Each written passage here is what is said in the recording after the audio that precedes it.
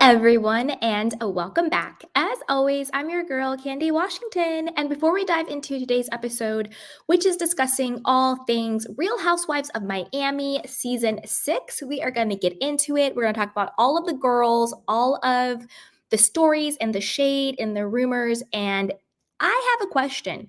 Do you think the show is getting flat? Or are things just heating up? So before we dive in, go ahead and like, subscribe, and share. Also, I'm a little under the weather, so if my voice is a little gravelly or if I'm low energy, that's why. But I still wanted to come on and hang out with my candy canes and talk all things Real Housewives of Miami. So with that, let's go. So I think the first thing we have to say about this season is that Larsa is pure evil. I mean, legitimately pure evil. I'm just super confused as to how a person like her can walk the earth and feel good about themselves.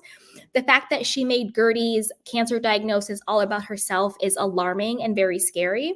The fact that she then went around trying to malign Gertie's name is very disgusting and very scary.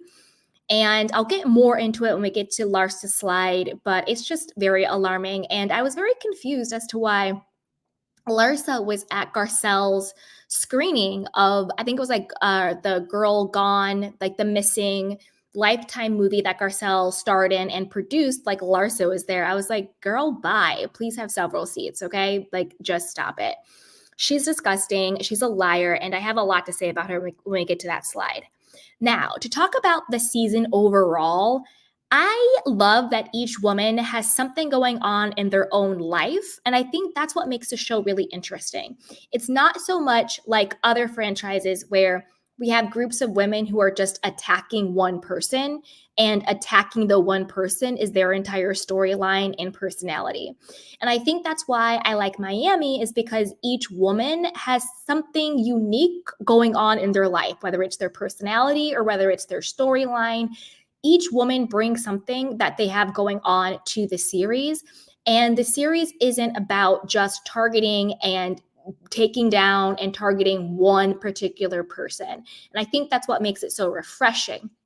But that also brings me to my question of, it's good, but is it getting flat? Is it sort of more of the same?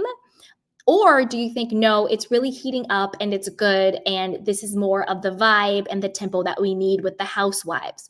I think it's a bigger conversation for a different video, but is Housewives in general a dying franchise, a dying concept? You know, is the Housewives still what it used to be? Or I think a better question is the Housewives what it could be?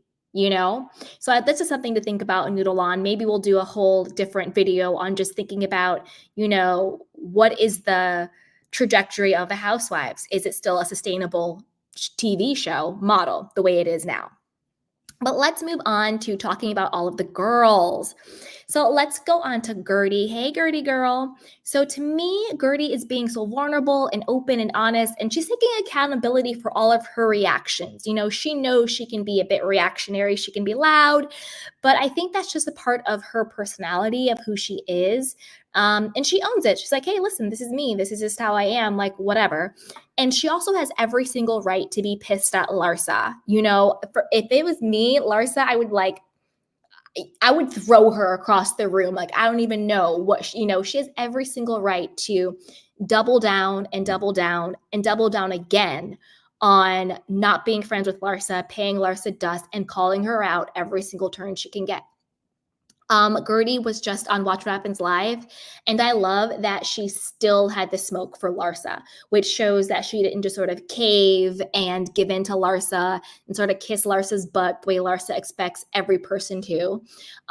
She still has that energy for her, and I appreciate that, because sometimes we see this dynamic happens with the Housewives, where one housewife who is kind of a bully and thinks she's better than everybody does something wrong, and she just expects everybody to kiss their ring. And then all of a sudden, we're all up in arms wanting to defend the housewife that got wronged.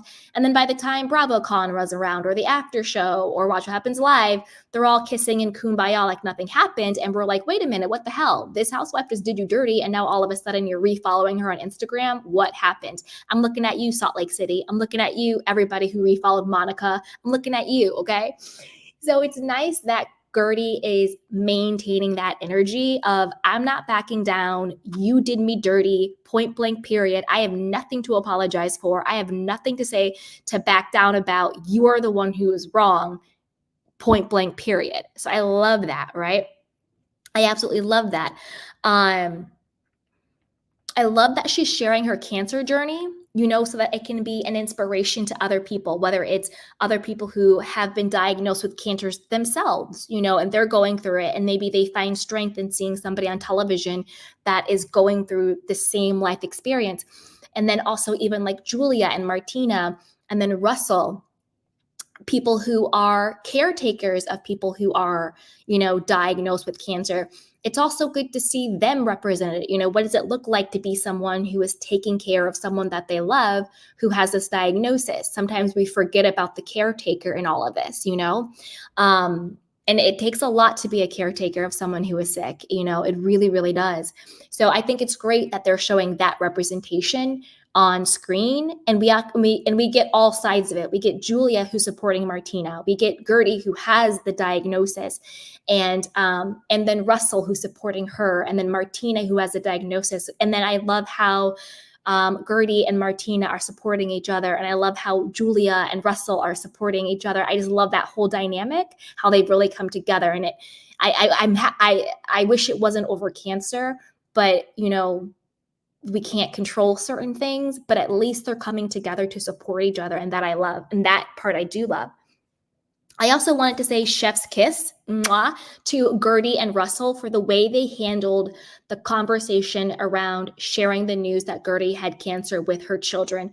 And this, I think, should be a really great example for how reality stars deal with breaking traumatic news to their children or having difficult conversations with their children.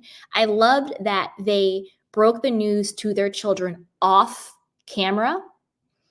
To me, that's a great way to protect your children. But then they had the teachable moment, whatever you want to call it, conversation on camera about how their children responded and what happened with their children. I think this is a great way to sort of split the difference between sharing those intimate moments with your family and your children because you're on a reality show about your life, but yet still protecting and honoring your children's privacy and how it might affect them. Because we've seen on these shows, these moms and dads are talking to their kids about having sex and their boobs coming in and, losing all of their money. And and we also see the reality stars who treat their children like they're adults. I'm looking at you, Teresa. You treated Gia like she was your good girlfriend her entire life, never like she was your daughter. So we've seen that a lot too, where children are treated as adults. I'm looking at you, Erica Jane, So I think it's really great that they are sharing how they're having these difficult conversations with their children, but yet they're protecting their children by not doing it on camera. And I think a lot of the housewives can sort of take a note from that. It's okay to share what's going on in your life, but also be mindful of how is this going to affect my child? Because this day and age, everybody has the internet. People are going to school, whether they go to school or not. There's internet bullying. There's this, that, and third. So I say chef's kiss to how they handled that conversation, right? Okay. Now, I talked about love, that she's not backing down to Larsa and just giving her a pass. And then loved watching her growing friendship with Julia and Martina. Perfect. All right. Now let's move on to Larsa, the lying snake, liar, gross, person. Okay. So Larsa asking Gertie how she knew she had breast cancer is disgusting. It's like asking somebody, well, how do you know the sky is blue? How do you know grass is green? Like, you just freaking, like, girl, come on. She's not saying she has breast cancer without actually knowing or without having a diagnosis. To me, that was absolutely disgusting. And then what took her evilness to another level, and shout out to Dr. Nicole, and we'll get to more on her slide, calling Dr. Nicole and be like, oh, do you think she's faking it? Who fakes cancer other than Brooks from Real Housewives of the OC? And he is nothing but a con man, snake oil salesman. You know what I'm saying? Like, to act like Gertie is lying and faking cancer is absolutely disgusting. Just because everything in your body in your life is fake doesn't mean that Gertie's faking cancer. And to even utter that out loud is diabolical and disgusting. Very, very sick, very, very psycho. And then she kept making it about herself, and she wouldn't let Gertie talk. Like, even when they went to the brunch together, she didn't let Gertie talk. She kept interrupting. Well, you can't cry. Don't make this about you. What's wrong with you? She kept interrupting her. So of course Gertie didn't, like, just like she said, she's like, you didn't make a safe space for me. You're interrupting me, and then you're trying to police my emotions while I'm trying to talk to you and tell you what's going on. Like, you're not even letting me talk. And then even when in other social settings, she's like, why are you so angry, Gertie? Why are you so angry? And then Gertie would start to talk, and then she'd be like, oh, whatever. Like, she kept interrupting Gertie, and then she kept being very dismissive of her. Why? Because you don't want to get called out. And then she was already minimizing her cancer before she even asked Dr. Nicole if it was real. She's like, oh, it's nothing. It's just going to be like an incision. You, first of all, it's not your place to put a judgment call on the severity of somebody else's cancer diagnosis in their life. Like, that is just disgusting. And you were already diminishing and dismissing her. You know, you're acting like she's not a human being. You're being very dismissive of a human being. And not just a human being, but somebody that you pretended to be friends with. And I do mean pretended, because you're not friends with Gertie. You never liked Gertie, and you were never her friend. And that's very evident with how you're treating her right now. Crazy. Crazy. And then when Larsa was going around telling everybody about Gertie's cancer diagnosis, she wasn't doing it from a good place. She was doing it because she thought that the other girls were going to join in on clowning Gertie the way she was. She was like, oh, we're just at brunch, and she's talking, and all of a sudden she goes, I have breast cancer. And everybody was like, oh my gosh, what? You're going to have to be there for her. You have to love her on her. And she looked so confused because Larsa thought the girls were going to be like, oh my God, that's so weird. Why would she say that? Why did she wait? Are you sure she really has it? What are you talking about? Oh, Gertie's crazy. Like, she thought that the people she was spilling the news to, her two friends, and then Lisa and Marisol and Alexia, she thought that they were going to join in and clown Gertie with her. But they all were very like normal human beings, and was like, oh my gosh, that's so crazy. Is she okay? We're going to have to support her. So you weren't coming from a good place. You were trying to clown her the same way you were trying to clown her a couple episodes ago at Marisol's gay brunch. Remember, she was there being like, oh my God, Gertie was crying at the party and she's going all nuts, blah, blah, blah. And the guy at the table, who I don't even think knew Gertie, was like, well, maybe you should give her the benefit of the doubt that maybe she's going through something. And Larsa was like, oh, yeah, whatever. Because she was thinking that, again, everybody was going to join in and clown Gertie, when everybody's response, except for Larsa, has been, maybe Gertie's going through something. Maybe you need to talk to her. I can't believe she has breast cancer. We need to be there to support her and love on her. That has been everybody's response, because everybody else is normal. Except for you, Larsa. It wasn't coming from a good place. You were trash talking her about her cancer diagnosis, and you thought the girls were going to join in, and you messed around and you found out when they didn't. Like, please. Please. Like, I don't think anybody's buying. Like, I said it so the girls could support you. No, you didn't. No, you didn't. And also, let's just play devil's advocate, because I got some time tonight. Let's just say you play devil's advocate. Let's say I was an idiot and I actually believed you, Larsa, that you were coming from a good place. Then your response, if you're coming from a good place, is, I am so sorry. That was not my intention. I see how much I hurt and betrayed you. I apologize. What can I do to earn your trust back? That is the response of someone who actually has good intentions and realizes that their intentions is not in alignment with the person that they're trying to allegedly help.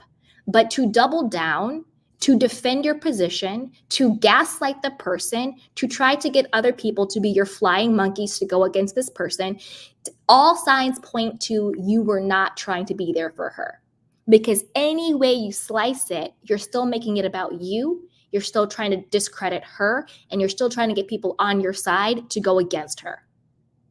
I'm not a doctor. I don't diagnose, but to me, that sounds like a narcissist, a sociopath, a psychopath. I don't know the words, but it sounds like that's what you are. Again, I'm not diagnosing. I'm just observing your behavior. You know, it's crazy. It's crazy. Yuck. Speaking of crazy and fake, can we talk about Larsa and this fake relationship with Michael Jordan's son? I know his name is Marcus, but I just like to call him Michael Jordan's son.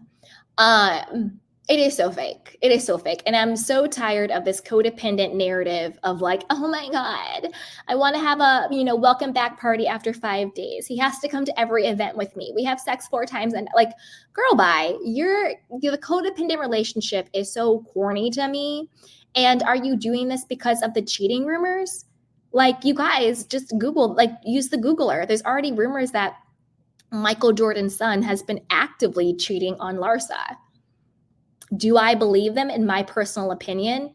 Allegedly, yeah. I don't think he's really trying to wife her. I don't think he's really, committed to her. I think he's having fun with her. I think he likes being on the show.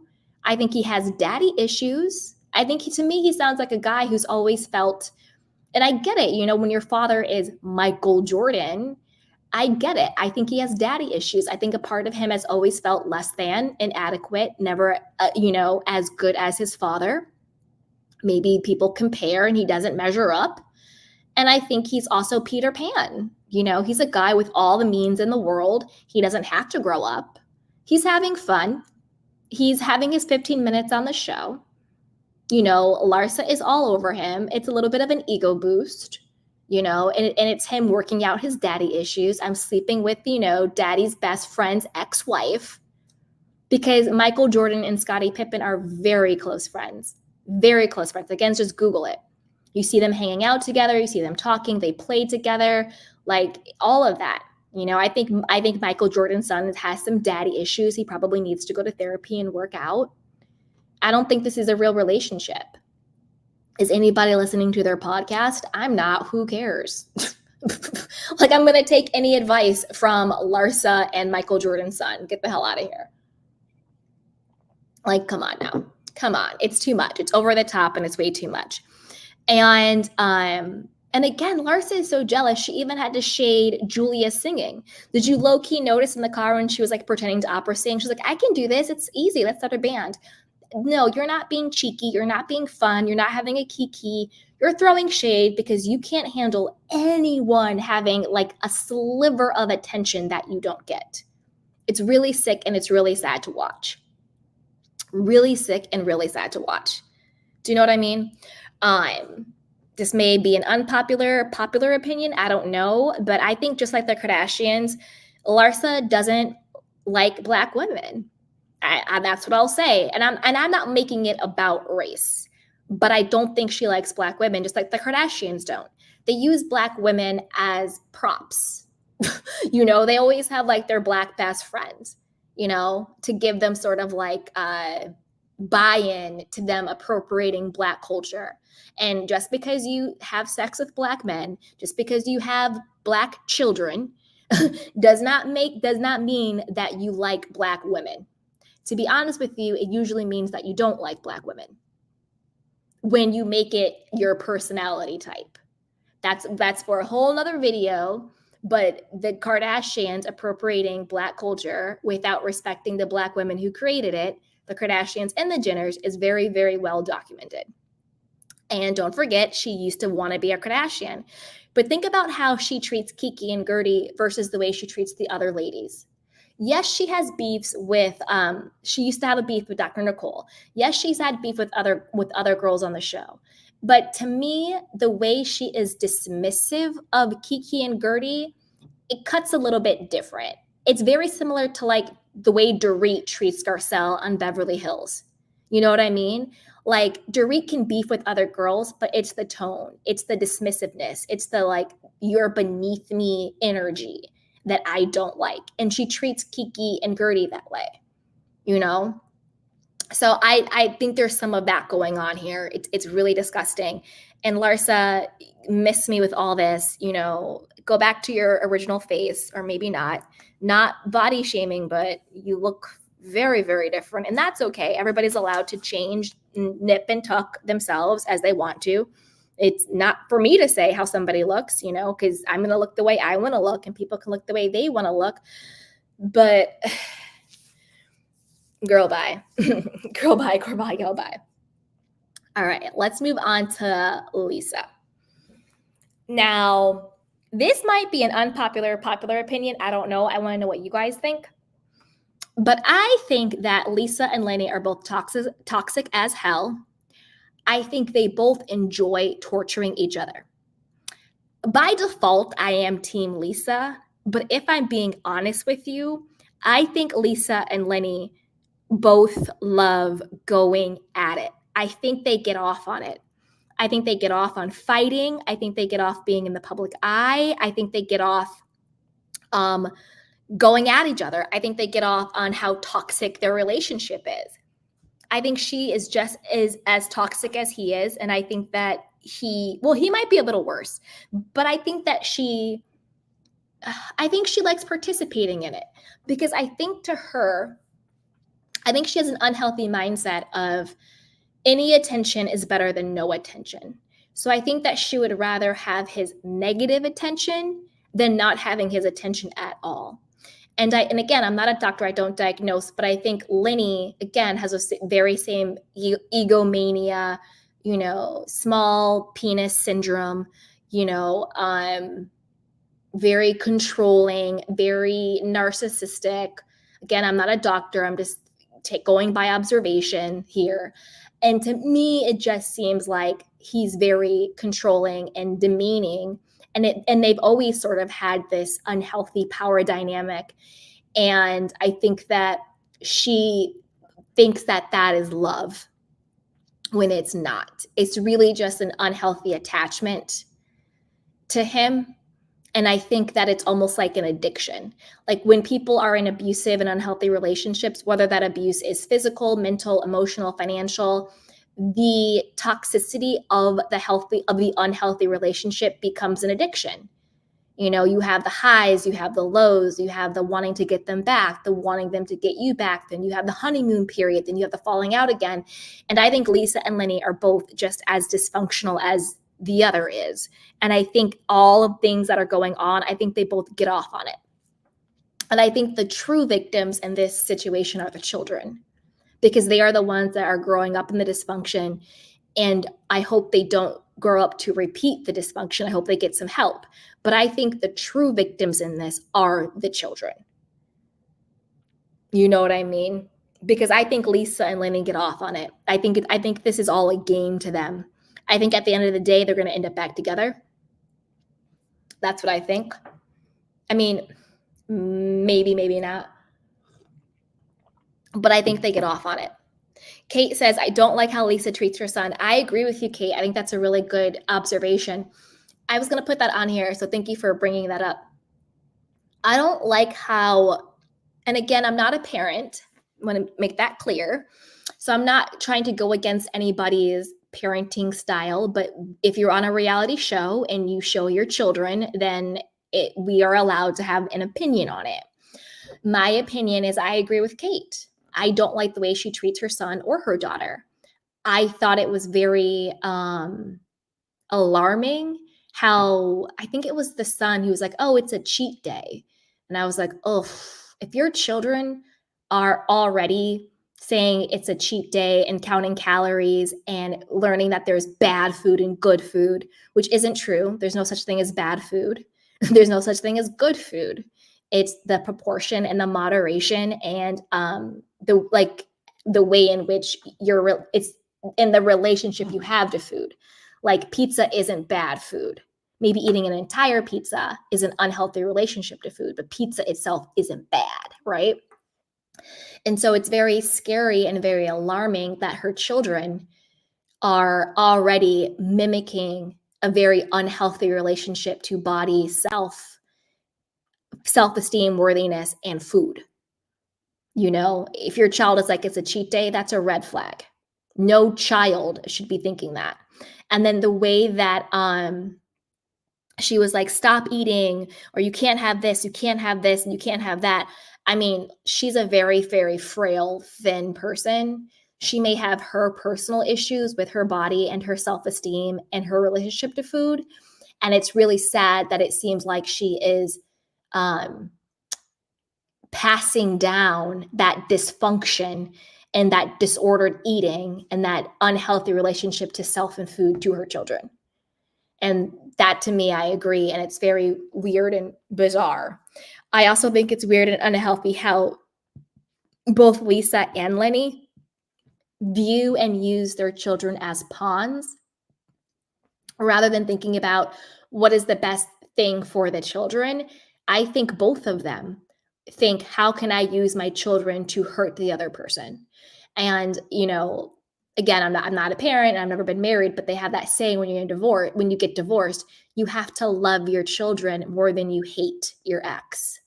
And I think that's something that they both could learn. You really have to love your children more than you want to get revenge on the other person. You have to love your children more than you want to be spiteful or win or beat or hurt your ex. Because right now the children are clearly being used as pawns. And that's really scary and that's really sad. And I think that both Lisa and Lainey participate in that toxicity and dysfunction and maybe violence. I know that there's like lawsuits going on. She said he was physically violent. He's suing her for defamation. There's all that going on. Don't come after me for defamation, Lenny. I'm not saying this is true. I'm repeating what is already out there in the public domain. Okay. So don't come at me. I'm not making this up. So I think they both participated. I will say what I loved about Lisa was I loved the real estate eye candy when she was looking for condos in Miami. I was like, oh my God, take me with you. These condos are everything. They were so cute and fun. I think that they were good for, like hot girl summer. Like they just looked really, really cute. So I did like that beat in that moment. Now Larsa and Marcus and Jody and I'm so surprised that Jody is still with her because every other word out of her mouth is Lenny, Lenny, Lenny. But I'm like, I don't think Jody really cares. There's also rumors out there that he basically ditched his fiance for Lisa. So he might be a cheater too. Of course, he's out here being like, no, I met her after. The math ain't mathin', homie. I don't know how you have a full fiance, a full wedding website, fully getting married, and then all of a sudden you drop your fiance and you are in a full-fledged relationship with Lisa, and you want to look me in my face and tell me there's no overlap? We're not stupid, boo-boo. We're not. Again, this is just my opinion, but I think logic usually dictates, particularly men, and I don't mean to be sexist, I'm just talking about patterns of human behavior. Usually men do not leave relationships until they have another woman lined up or multiple women lined up. And usually that has started prior to them leaving the person that they're with. Either they are actively cheating or they have been emotionally cheating and they have someone on deck. That's just usually how men work before they leave a relationship. Women, on the other hand, we usually get emotionally and mentally checked out way before we actually leave it. Not necessarily we're cheating or there's another quote person. We just have mentally checked all the way out before we actually leave the relationship. And then usually the man is so confused. What happened? And you're like, I don't know. For the last year, I've been telling you I need X, Y, and Z. I need X, Y, and Z. I need X, Y, and Z. And you didn't listen. And then all of a sudden, I stopped talking about X, Y, and Z because I was already mentally checked out and got everything in order to leave you. That's usually how it goes. Obviously, not every situation, but typically that's how it goes. So, Jody, you're not going to look at me and tell me that you miraculously left your fiance who you full on was about to get married to. And then the next day, God just happened to bring Lisa along your way and you just happened to jump into a serious relationship. Boy, bye. Miss me with all that.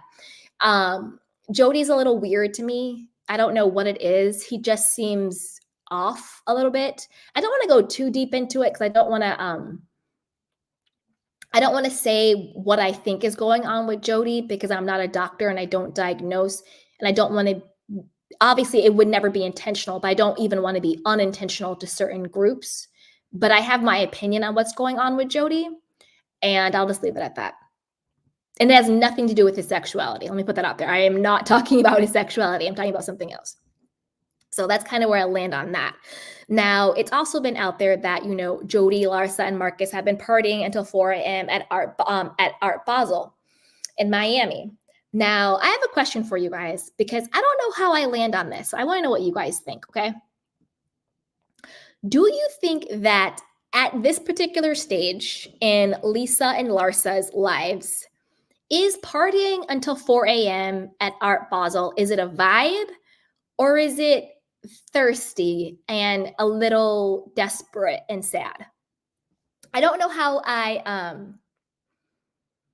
don't know how to I don't know how I land on this because there's a part of me that's like, ladies, you need to have several seats. Like, I hope when I get to where you are in life, the last thing I want to be doing is being up in the club at 4 a.m. Like, to me, that just seems wackadoodle. Maybe like once a year for like a big milestone birthday or, somebody's bachelorette party or, everybody's going on vacation and it's, whatever. But like just to be up in the club at 4 a.m., like with the 20 years olds at this point in your life, seems a little thirsty and desperate.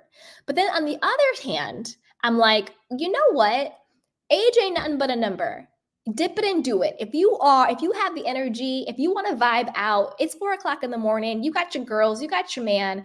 Vibe out in the club. Do you? It doesn't matter. Do you? If you want to go out there and dip it and do it, and you want to hang out with a 20 years old, who am I to stop you? So I'm kind of split on that. I don't know how I feel.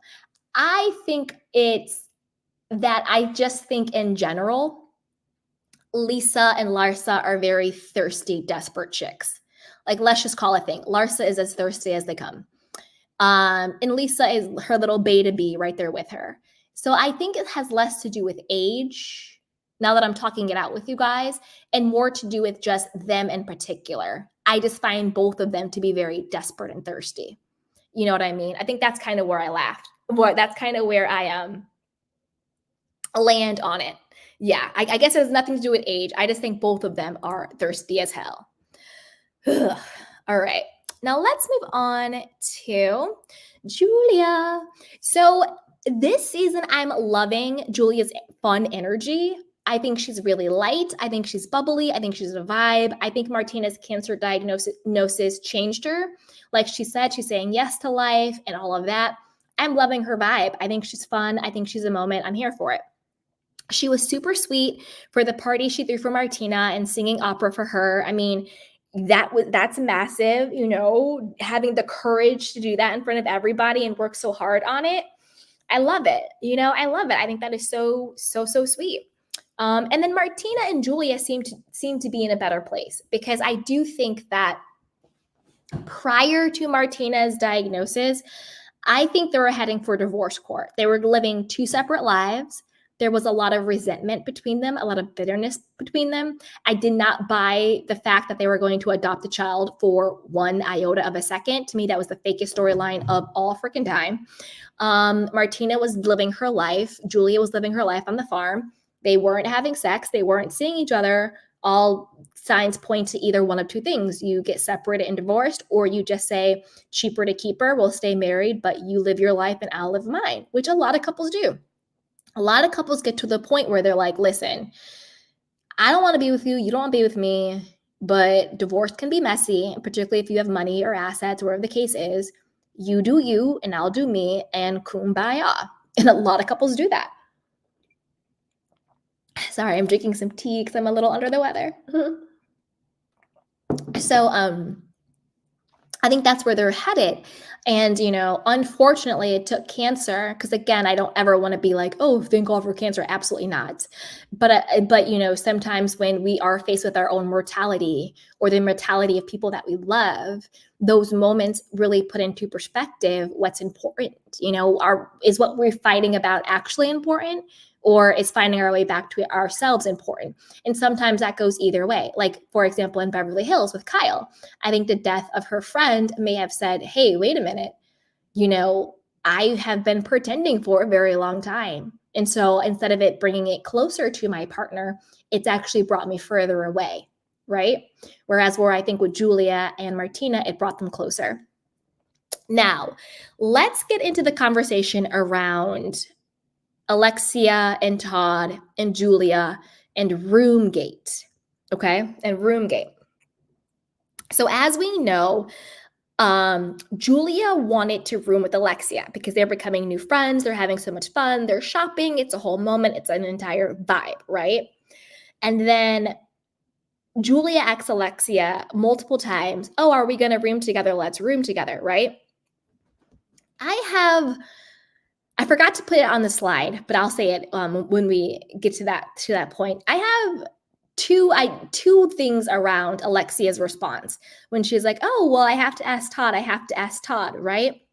So I have two things around that. The first one is, do we think that was just Alexia using I have to ask Todd as an excuse to not room with Julia? Because that could be it too. Because just because Alexia likes Julia and they're becoming friends doesn't mean Alexia wants to room with Julia. So we don't know if that was just an excuse, because sometimes it's like, oh, girl, do you want to go out to the club tonight? Oh, I got to see what my boyfriend's doing. Or, oh, I got to see if my boss needs me to come in early. It's like a polite way to decline somebody's invitation without saying, I don't want to go out with you, or I don't want to room with you. Like, I like you, but I don't want to share a room with you. So to me, that could be one explanation, just like she's using Todd as an excuse because she doesn't want to hurt her feelings, that she just doesn't want to share a room with her. Or on the other hand, let's talk about how Julia took it. So Julia kind of took it like, oh, you don't want to room with me because I'm a lesbian. And are you saying that lesbians can't control themselves, that gay people can't control their sexual urges? Is that why you keep saying you have to ask Todd? And she felt some type of way about it. And then, as we know, Adriana was like, yeah, that's so weird. I get naked in front of you and you've seen me this and you've seen me that, and it's totally fine. And we're still friends and blah, blah, blah. When it comes to that conversation, I'm talking about the Adriana and Julia one. There's levels to that, because there are certain friends that I 100% would be totally fine getting naked in front of if we're like changing for something. And then I have other friends where I would not feel comfortable getting naked in front of them. So you can't say just because this is the friendship that you and I have, that the boundaries are the same for somebody else's friendship. So to me, that's kind of apples to oranges, because everybody has their own different level. If I'm acquainted with someone or getting to know someone, I'm probably not going to just change in front of them. But if it's my best friend that I've known since childhood, girl, we're going to let it all hang out because who cares, right? So there's different boundaries and different levels with different people in friendships. So you can't say, because you do this with me, it should be cool for you to do this with everyone. So there's that one on that part. And then I also thought, well, if Alexia really is saying I have to ask Todd first, is she coming from a place of, oh, gay people can't control themselves sexually? Or is she coming from a place of, you are a human being who has sex with women? Therefore, I'm going to ask my husband, is it okay to share a room with you overnight? Because if Julia was John or James, I'm pretty sure her husband would have a problem with it. So if we really want to get to the space of equal rights and everybody is seen as equals, I don't see how Alexia saying I need to ask my husband if it's okay to have an overnight with you as being homophobic or saying that gay people can't control their sexual urges. I see it more as being respectful to your partner. You know what I'm saying? It's almost more respectful to say, I need to run this by my husband, because what you're saying is, I see your relationship as equal to mine. I'm not just going to say, oh, you're a girl, it's cool. I'm not going to say, oh, you're a lesbian, it doesn't matter. Oh, you're gay, whatever. I'm not going to dismiss or diminish or put your relationship as less than mine simply because you're in a same-sex relationship. I'm actually going to respect that and the dynamics of it, because maybe my husband doesn't feel comfortable with me sharing a room or a bed with any human being that prefers to have sex with women. You know what I mean? It's like you can't slice and dice it. You can't say, I want it to be, and trust me, I'm not a part of the gay community, but I am an ally to them. So this is just my perspective as an ally. Again, I'm not a part of the community, so I don't want to speak for the community. I'm be very clear on that. But as a person who I think I hope to be an ally, this is my perspective on it. Okay. Because I want to be as respectful as I can possibly be, and also be very clear on I am not a part of the community. So I'm just giving my personal observation on it. So to me, that's more of what it would be about. Not so much that Alexia and Todd are like, oh my God, Julia, we're so worried that you can't control your sexual urges, that you're going to rip her clothes off. To me, it's more of a respect issue. Like if I'm going out of town with a group of friends and I have a husband, or with my partner or whatever, and I'm going to room with a man, I'd probably talk to my partner about it first, or my husband, like, hey, like, is this okay? Like, you know, what's going on? Like, you know, is that okay with you? Whether it was a man or a woman, you know, because I don't think that same-sex relationships are less than opposite sex relationships. I think that they're equal. I think that we should respect them in equal ways. So to me, I didn't think of it as being homophobic. I thought it was more of Alexia wanting to respect her husband, Todd. But even more than that, I thought it was Alexia using Todd as a nice excuse to get out of rooming with Julia because she just didn't want to room with her. That's what I really think it was about. I don't think it had anything to do with homophobia or gay people can't control themselves, or I'm worried you're going to want to have sex with me.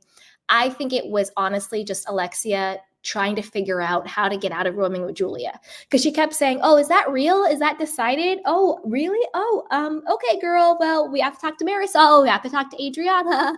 You know, we have to talk to Todd. Like, I think she was just trying to let her down without hurting her feelings. That's what I really think happened. Okay. Now, I will say that sometimes when people do that, they have the best intentions, but the wires can get crossed, because when somebody rejects us in any capacity, because Julia is taking the fact that Alexia is not going to room with her as a rejection. You don't want to room with me. And anytime we feel rejected and we take that rejection personally rather than just as information, that's usually how I take rejection. Someone's like, oh, Candy, I don't want to room with you. I'm like, okay, cool, whatever, next. I don't take that personally. You want to room with me? Cool. If you don't, whatever, on to the next. But some people take that stuff personally. And I think Julia did, because she actually like really wanted to room with Alexia. She was excited about the budding friendship, right? So she took it personally. And when we take things personally, our mind wants to know, why didn't you choose me? Why wasn't I good enough for you? Because that's what rejection tells us. You weren't good enough. And so I think that's what's going on with Julia's mind. Well, why wasn't I good enough? Oh, you had to talk to Todd? Is it because I'm gay? Like, what's going on? Well, that's not cool. Like, how can I, like, da da da da da. And then your mind creates all of these stories to explain why you're hurt. You know what I mean? And I think that's really more of what's going on here than anything. But I do understand how that rejection can then make you think, well, I don't know how to be friends with her. Like, if I laugh with her, if I touch her, if I smile, is she going to take it the wrong way? Because again, your mind is telling you a story of why you got rejected. Because the reason why our mind always tells us stories around our pain is because our mind then wants to be able to protect us from feeling that same pain again. That's how triggers are born. Because your mind tells you a story around a pain or a hurt you had, and the next time you feel that same pain or that same story comes up, your mind says, no, no, no, no, no. You know, fight, flight, react, anger. No, no, no, no, no, no, no, because we've known this story. We felt this pain and we don't want to hurt anymore, right? That's how triggers become born. That's why her feeling rejected is triggering something in her, because she's felt, what does it feel like to not be chosen? What does it feel like to not be good enough? And that is what she's feeling right now. So we'll see how that pans out. But I'm loving Julia in general this season. Okay, Adriana. Now, Adriana is also growing on me when she's not hating Alexia's marriage, money, and lifestyle. For me, she's growing on me when she's not doing that. And I do think that she deserves to be a full-time, she deserves to be a full-time housewife at this point. She's basically a part of everybody's mess. She's basically in every scene. I think she deserves to be full-time. You know what I'm saying? She's giving more than, I think she gives more than Lisa gives. Lisa is just running around here, Jody, Lenny on repeat. I think Adriana gives more to the show than Lisa. Lisa, to me, could be a friend of easily. And Adriana should be promoted up. That's what I think. She was 100% correct when she called out Larsa for being selfish and making Gertie's cancer diagnosis about herself. And I loved that she had Gertie's back and didn't back down to Larsa. Like, that's another thing I love about Miami is they don't back down to the mean girl. They stay on Larsa. They don't back down. Whereas on other franchises, they cower and they back down. If it was a Giselle, if it was a Kyle, if it was a Rinna, they would just, kind of like cower to them and back down. And I love that they don't do that on this franchise, that they continuously hold people accountable, right? And then what else? Oh, this is just a pet peeve of mine. Adriana, stop calling it silent luxury. It's called quiet luxury, okay? It's actually my personal aesthetic. So I'm going to need you to get it right. Stop calling it silent luxury, okay? That's just my own personal pet peeve. It's quiet luxury, baby. All right. I think that's all I have for Adriana right now. Wait, what else did I think about her? Oh yeah, I said that I with her and Alexia. I'm also just like tired of that, but I'll get to more on that on Alexia's slide. Okay. Now, let's move on to Dr. Nicole. I'm obsessed with Dr. Nicole. I think she's like so cute and so fun. Like, she's someone who I would like actually like in real life want to be friends with. I'd be like, okay, girl, like let's go hang out. Let's go shopping. Let's get a cocktail. Let's be friends. Like, she's, to me, is just like a really cool person. And she's very fun to watch. And I am obsessed with her ultra rich lifestyle. Like, give me the yachts, give me the private jets, give me the massive homes, give me this endless amount of money that you have that I'm like, where did it come from? Sure, you're a doctor. Sure, he's a lawyer. Sure, family money. Sure, investments. But like, are you a Rothschild? Are you a Hilton? Like, are you a Rockefeller? Like, I'm confused where this money came from. Like, Jeff Bezos' parents bought their house. And Jeff Bezos is probably like what? He's like top third richest man in the world. So where is this money coming from?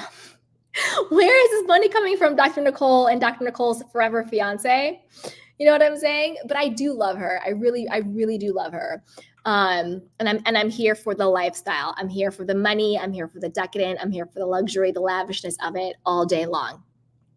I also loved how she had Gertie's back during the Larsa and cancer issue, because don't forget, Larsa crossed Dr. Nicole. Was it last season when Larsa made up the lie? Because I do think Larsa made it up, saying that Dr. Nicole had basically slept her way through the hospital with all the other doctors. Remember, she said that to her? And I think that Dr. Nicole is like me. Like, we never forget. We are effing elephants. Like, you say something to me, like, I will never forget. You know what I mean? Like, I'll make nice, but like, I remember that. And so I think Dr. Nicole will never really be cool with Larsa. I think she knows how to play the game, but I think she'll never be cool with her. And again, like we said before, Larsa thought that she would get all the girls to be flying monkeys for her and to clown Gertie, but to all of the girls' credit, even Lisa's credit, she was trying to hold Larsa down, but she conceded and was just like, yeah, this is messed up. To all the girls' credit, they didn't take the bait and they held Gertie down. So I'm really happy for them. Unlike we see on other franchises. If this situation was on Beverly Hills and say it was like the full Fox 5, they would have held down, say it was Lisa Rinna who was going after somebody who said they had cancer, or Munchausen's, or whatever it want to be, right? Or whatever it is. They would have held this person down till the cows came home. You know what I'm saying? Knowing full well that they were dead wrong. So I like how this group holds people accountable, and it's not teams. It's what's right and what's wrong. And that's very, very refreshing. And again, I think Dr. Nicole is like, I didn't forget that you tried to say that I slept my way to the top in the doctor's circle. And again, I think that she was just lying, making up stuff. I love seeing the couple's date night with Alexia and Todd and, Dr. Nicole and her husband. One second, I have to have some tea. Sorry, you guys, I'm still a little sick. Okay. So I loved seeing them together. It was so much fun to watch. And I love watching the couples getting along versus having these like weird fake fights and feuds that don't really make any sense. Like I love seeing them go on double dates and the cooking and the hanging out and being like, oh, what's going on with your kids? What's going on with this? What's going on with that? Like I love just seeing them getting along and having fun than throwing shots at each other and feuding and, having these internet wars for no reason that benefits no one. And they all just end up looking like clowns. So I'm really happy that they just sort of like buried that hatchet and they moved on with each other, right? She's pregnant now, which is exciting. So congrats, Dr. Nicole. I don't know if she gets pregnant this season or if she got pregnant off season, but I know that she is pregnant now. Also sad news, her father passed away, which is super sad. And I saw some people being like, see, this is why you need to forgive. And in my mind, I'm like, you can forgive someone and still have healthy boundaries, because being like, oh, people like, you never know when someone's going to die and blah, blah, blah. That's actually a very unhealthy manipulation tactic to allow people to continually do unhealthy things in your life.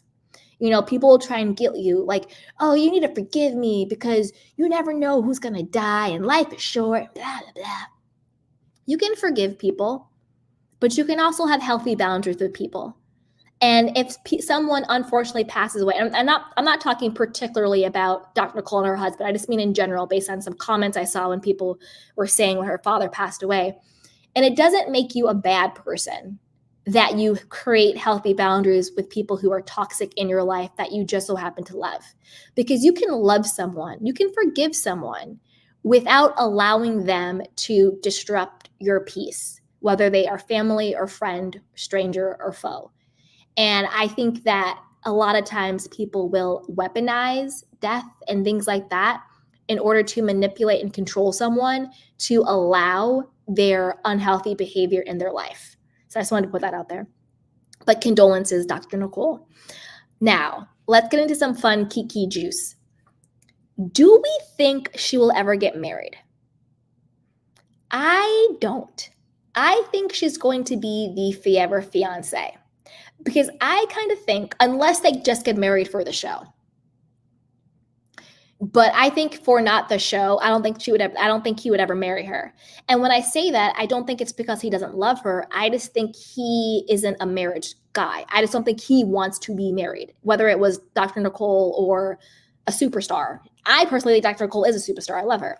But I just don't think he's into marriage. And that's okay, because not everybody wants to be married. But I think that if they were going to get married, they would have already done it by now. And I think that they used, let's focus on having a baby. I think at least he used that as a way to bide more time. And I think he proposed as a shut up ring, and because of the public pressure. Once they're on the show and everybody's like, well, why aren't you engaged? Why aren't you getting married? You have homes together. You have a child together. You've been together all this time, blah, blah, blah, blah, blah. And I think that, and again, this is my opinion. I think she wants to be married, and she puts up a good front of like, oh, it's okay. It doesn't matter. See, a paper doesn't matter. Lisa's going through it and she's married and you just never know and blah, blah, blah. I think she does want to be married. And I think that she's willing to stay in denial with herself and make excuses with herself because she loves him. And I think that he loves her, but I don't think he wants to be married to anyone. And there are people who don't want to be married. There are people who don't want to be married and they want to be single. And there are people who want to be in loving, monogamous relationships with children without getting married. One of my best friends, one of my closest guy friends, is like that. He doesn't want to be married. He's with his long-term girlfriend. They are going to have kids and everything like that, but he just doesn't want to be married.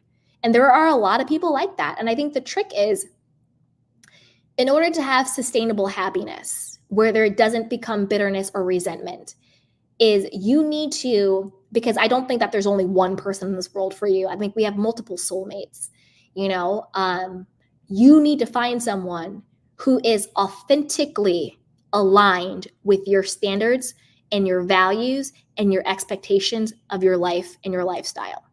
Authentically aligned. Because I do think that Dr. Nicole and her fiance, I forget his name, love each other, but I don't think they are authentically aligned when it comes to marriage. I think she wants to be married, and I think he doesn't. And that's why you need to be very careful, and you need to find someone who has the same standards, values, and vision for life that you have. Because if you don't, you will find yourself, I don't care how happy you think you are, resentment will come. Bitterness will come. Because you are always going to think in the back of your mind, I gave up this for you. Why aren't you giving up A, B, C, D, E, F, G, X, Y, Z for me? I gave up being a wife for you, right? I gave up being married for you. Why can't you do this for me? That resentment will come in. Unless you authentically make peace in a genuine, authentic way with, you know what? This isn't a sacrifice for me. It's a compromise. But as long as you feel like you are sacrificing, you will have resentment and bitterness. That's just basic healthy relationship 101 type situation. Because you should compromise in relationships. But if you are sacrificing in it, that is when you will get bitterness and resentment. And that will poison your love and your happiness and your joy. So it is my hope that one of them authentically changes. Either he wakes up one day and is like, you know what? I actually do want to be married. Or I hope she wakes up one day and says, you know what? I'm actually okay with compromising not being married. I no longer see it as a sacrifice. Because if he does marry her and he doesn't really want to be married, he's going to make her life hell, because he will also be resentful and bitter. Look what I gave up for you. Look what I did for you. Why is this not enough for you? Because then he sacrificed how he authentically wanted to live. That's why you have to be really, really clear, particularly before you have children with somebody, that you really are aligned. Truly aligned and truly compatible with that person. Because right now, I think that she is sacrificing not being married in order to, quote, keep him. That's just what I think. And they're using the excuse of a second baby. Because people have shotgun weddings every single day. They have all the money in the world. They could have easily put together a wedding before she got pregnant again. Easily. With all that cash they have, all that money they have, people with way less money and means put weddings together. Hell, people go down to the courthouse and get married. You know what I'm saying? People literally go down to the courthouse and get married. It's not even about money, because they want to be married. But I don't think he does. All right. Now let's see. Let's go on. All right, now let's talk about Alexia. Now, Alexia, Todd showing up at Larsa's party but didn't show up to Alexia's party. That only had to do, it had nothing to do with Adriana, that she was just used as an scapegoat. He was sending a message to Alexia by not going to her party. I don't think it had anything to do with her guest list. I don't think it had anything to do with Adriana. I don't think it had anything to do with Dr. Nicole and her husband, because they had their little beef. I think that was a direct message to his wife.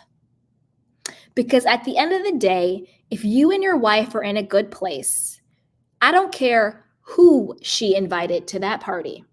You would be there at least to show face, to be a united front with your wife and to support her. Even if it was just, oh, hey guys, I have to do a toast, but you know what? I have a business meeting. I couldn't move, but I wanted to just come and like break bread and have a good, a champagne toast with you guys. Enjoy. Kiss, kiss, Alexia. I'll be back in a little bit. If you're in a good place with your wife and you don't like the people she invited, you do a united front to show face for her. But to not show up at all, in fact, to hide out in your building's gym, that is a direct message to your wife that I am pissed at you, and this is how I'm going to punish you for being pissed. It had nothing to do with anybody else.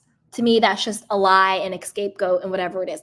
I don't know what happened between them, but that was a direct, I am going to punish you because she either did or said something that he did not like. And this was his way of punishing her. And then later on, when they went to Larsa's and Michael Jordan's son's party, he felt embarrassed, which is why he was like, okay, I know you guys are wondering why I'm here, but I wasn't at Alexia's party. It was because of the guest list and people disrespecting my stepson online. Todd, you don't like your own stepchildren. Don't fake the funk. You might like Frankie, but you don't like Peter because Peter is a deadbeat. So don't act like you're up in arms because people are disrespecting Peter online. Peter disrespects himself every day with how he treats people. So come on now. And you weren't mad at Adriana. In fact, you confided in her that the reason why you weren't there was because of issues in your own marriage. Lisa heard it and Adriana heard it. And that's the only thing that makes sense as to why you would not show face at your own house for your wife.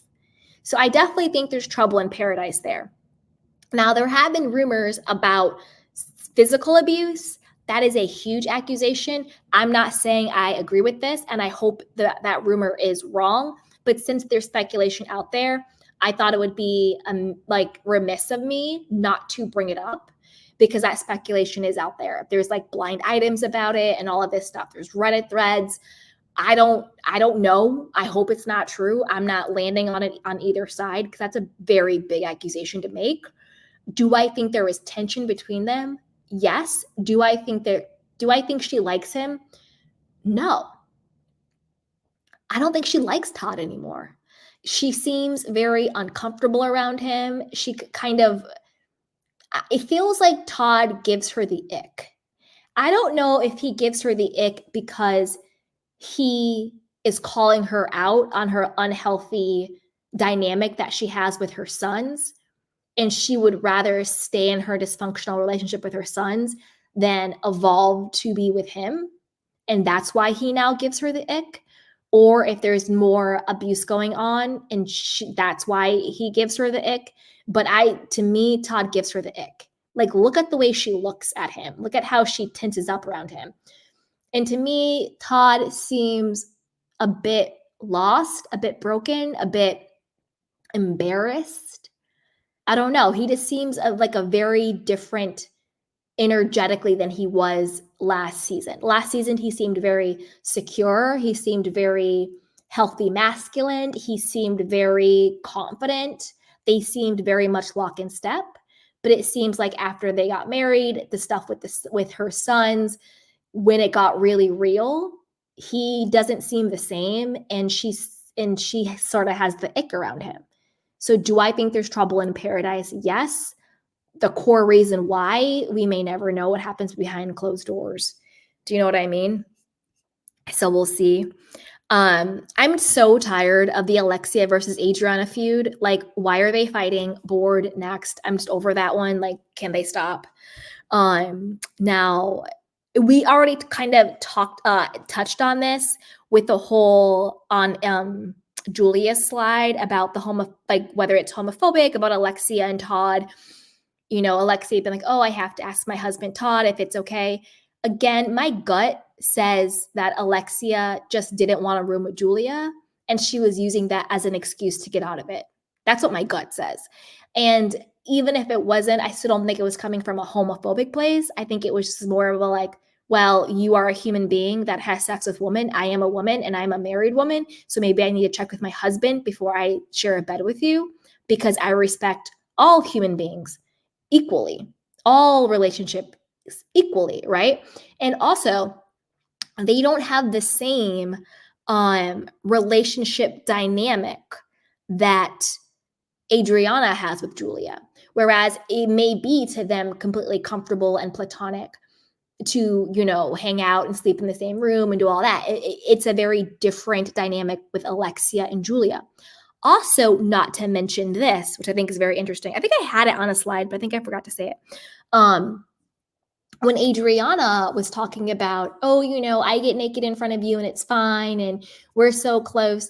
But let's not forget that Martina, in my personal opinion, very rightfully so, was pissed. She felt disrespected and she was jealous and she didn't like it how sexual and how flirty Julia and Adriana were to each other. So if Martina, Julia's wife, herself takes issue with the level of flirtation between Julia and another woman who is her friend, then why would it be homophobic for Alexia to ask her husband, Todd, is it okay to share a room with Julia? Do you know what I mean? Because I agree with Martina. I do think that Adriana crossed lines and Julia crossed lines. This is my wife and another woman is rubbing her feet. Remember? Was it not the first season of Miami, but the first season of the reboot of the refresh? Remember when Adriana was like, or was it Julia? I don't know. I forget what it was. It was either Julia rubbing Adriana's feet and they were all, their whole codependent relationship and they were so flirty and they were all up together. And remember, Gertie had Martina's back and was like, yo, I wouldn't want anybody rubbing Russell's feet or whatever she said. And Martina was like, wait, what? So it's not, there are levels to this, same-sex relationship or not. There are boundaries. There's our disrespect. Just because it's two women being naked and rubbing each other's feet doesn't make it any less disrespectful. You know what I mean? So I think that, number one, Adriana kind of doesn't have she should really pipe down talking about the level of intimacy that her and Julia have, when Martina clearly felt very disrespected by it. And I get it. If Martina was Martin, and Adriana was Adam, I'm pretty sure that Martin wouldn't like the fact that his wife is rubbing Adam's feet. You know what I mean? And that his wife and Adam are getting naked together, and that his wife and Adam are blah, blah, blah, blah. And even in friendships, a lot of people have issues with their partner having opposite sex friendships. I'm not like that personally, like just personally speaking, because I think that whether this is this person's friend or not, if someone's going to cheat on you, they're going to cheat on you. But that's just kind of where I land with it. So Natasha says, who's Adam? Adam is it was an example, Natashki. So what I was saying was if Martina, who's a woman, was Martin, saying if Julia was married to a man named Martin and she was rubbing Adriana, if Adriana was a man, Adam's feet, it would be pretty inappropriate. So that was just an example I was using. That's all. It was just an example of saying how if the gender roles were reversed, it would so clearly be disrespectful. But I think sometimes those lines get blurred when they're the same sex. But for me, respect is respect, and boundaries are boundaries. And if being overly sexual, overly flirtatious, overly familiar with someone and your spouse or your partner or whoever takes issue with it, to me, it doesn't matter if it's a guy, a girl, trans, whatever. It's just a respect thing in general. And that's where I'm kind of landing on that. But I want to know what you guys think. Okay. Now let's move on to Marisol. Okay, so Marisol's reaction to Gertie's cancer news was so sweet and endearing. She was crying. She's I can't handle this. What's going on? And Marisol's also growing on me this season. I think because she's still a shady vibe, but it's being less messy and pot stirring about it. And I think that's because she's no longer like using Alexia as her mouthpiece to bring these sort of like off-camera rumors to the show. And instead she's just sort of like being a friend and being shady and being funny. So I like Marisol a lot more this season than last season. Last season I felt like she was really just like, a sniper from the side. But this season I feel like she's kind of cleaned it up a bit. And so I really am enjoying her. When it comes to Team Marisol or Team Adriana, this is a feud that I'm actually not tired of. Like, I'm here for Marisol versus Adriana. And I gotta tell you, I'm Team Marisol because where Adriana lost me was when she was like, oh, your ex-boyfriend or whoever he was in my DMs and he wanted to be with me. And like, he said he never loved you. Like, whoa, sis. Like, you think you're winning this, but you really just lost it. Like, Marisol is me. I am Marisol in this. You come out your mouth and you say that to me about my ex, you're dead to me. We will never be friends. It's over. I might be cordial if I absolutely have to, but you're dead to me forever and a day. No, thank you. Like, first of all, why were you entertaining her ex in your DMs? That is so whack. And if you are going to do that, say you're just like, you know what? Me and Marisol aren't that close. I don't owe her anything. I'm going to go ahead and DM with her ex, whatever. Say that's her line of thinking. To then throw it in her face and say, and he said that he never loved you. That's where you lost me, Adriana. That's where you lost me. Because even if he did say that, even if you're like, I don't owe this chick anything, why would you throw that in her face? Like, there's levels to it. It's like, yes, you can be catty, you can be in a fight, you can shade, but that's a dart to the heart that you don't need to throw. It's giving like, Beverly Hills Kyle vibes. Oh, you don't eat your food. Oh, how many drinks have you had today? Your boyfriend said he never loved you and he was trying to have sex with me. Because that's basically what Adriana said. She's like, no, he was in my DMs. He was basically, that's what she said. He wanted to sleep with me and he told me he never loved you. And what? And then Adriana turned around and was like, oh, I was being a good friend to you. No, you're dead to me for life. But that's just me. That's just my personality. Like, to thyself be true. Like, I know myself. If any chick, whether I was friends with her or not, had the audacity to say that to me, you're dead to me for life. Like, don't ever even don't eat a candy bar in your life. Don't even say the word candy ever again. Don't even, you can't even celebrate Christmas because there's no more candy canes for you. Like, you're dead to Candy's world forever. Okay. That's kind of where I land on that, but I want to know what you guys think. Like, I think Marisol has every right to never bury that hatchet. All right. Now let's move on to Kiki. So Kiki is the one, she's totally that girl with the sex talk, and I'm living for her hot single girl vibes. Like, I'm here for Kiki. I think she's gorgeous. I love her quirkiness. I love how just raw she is. She's just like, oh yeah, this is what's going on. Like, whatever. Like, no filter. She just goes for it. I love it. She was also 100% correct to call it Larsa and Lisa for always bringing their guys when it's supposed to be girls' night. So Kiki, my question, why are you still friends with Larsa? Like I said before, Larsa doesn't like Black women. She uses them as accessories. She discarded you once she and Lisa were back friends. So last season, when Larsa and Lisa were on the outs over that dumb stuff about you have a mortgage and this, that, and whatever the stuff, she's living in an influencer condo, like all that stuff. That's when Larsa and Kiki got close because Larsa didn't have any allies. But the moment Larsa and Lisa became back friends, because as we know now, they're thick as thieves, partying to 4 a.m. in the club at Art Basel and everything else, now all of a sudden she has no time for Kiki. She discarded her. She also discarded Kiki once she started dating Michael Jordan's son. And I get it. When you get into relationships, you sort of, have to prioritize your time a little bit differently, but you should also still have time for your friends. And the thing is, Larsa does have time for her friends, the friends that she chooses to make time for. And it's not you, Kiki. She dismisses you and she doesn't respect you. So you should just kick her to the curb. Don't try to beg Larsa to be your friend, beg Larsa to hang out with you, beg Larsa to call you or text you. Who the hell is Larsa? Kiki, you are way more interesting than Larsa's pinky toe, okay? Don't think you need to beg Larsa to be your friend because you really, really don't, girl. You really, really don't. Adam says Larsa, Lisa, and Kiki can all go if you ask me. Oh, that's funny. All right, you guys. There you have it. That is my thoughts and recap on everything. I'm going to drop the link in case anybody wants to come up.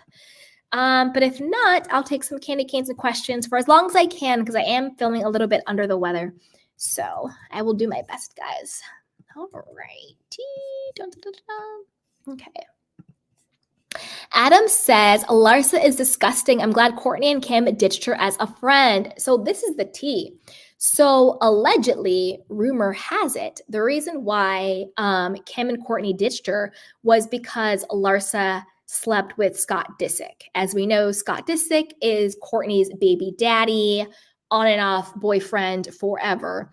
And then also allegedly, Larsa was texting with Kanye at inappropriate times at night. So that is the word on the street why they ended up ditching her because, yeah, that's pretty gross if you ask me. All right. Hey, Adam. Hey, Tay-Tay. Hey, Rena. Tay-Tay says, Larsa straight up trash for outing Gertie's canceled to the world. I agree. Hey, Miss T, thank you for being my mod, sweetheart. She goes, I don't watch Miami. Guess I need to. Yes, that's right. And shop the Candies Love collection for the holidays. That's right, you guys. Everything's linked down below. Go ahead and treat yourself. Tay-Tay says, love Gertie. Hey, Miss Bernice says, Larsa has the mentality of a teenager and she's emotionally stunted. She refuses to act like an adult. Gertie is completely right in checking her for telling her personal business. I agree, Miss Bernice. I agree 100%. Kate says, Larsa is complete 304. That part. Girl, I'm so glad you're speaking on this because I can't stand Larsa and her fake two-faced Kardashian wannabe self. That part. Hey, Miss Bernice says, a lineage of evil you must have to tease someone for having cancer is unbelievable. This is who Larsa is as a person. 1,000%. Tay-Tay says Larsa needs help, real help. I agree. She needs to find, what's her name's? Erica's therapist and to figure out what empathy is.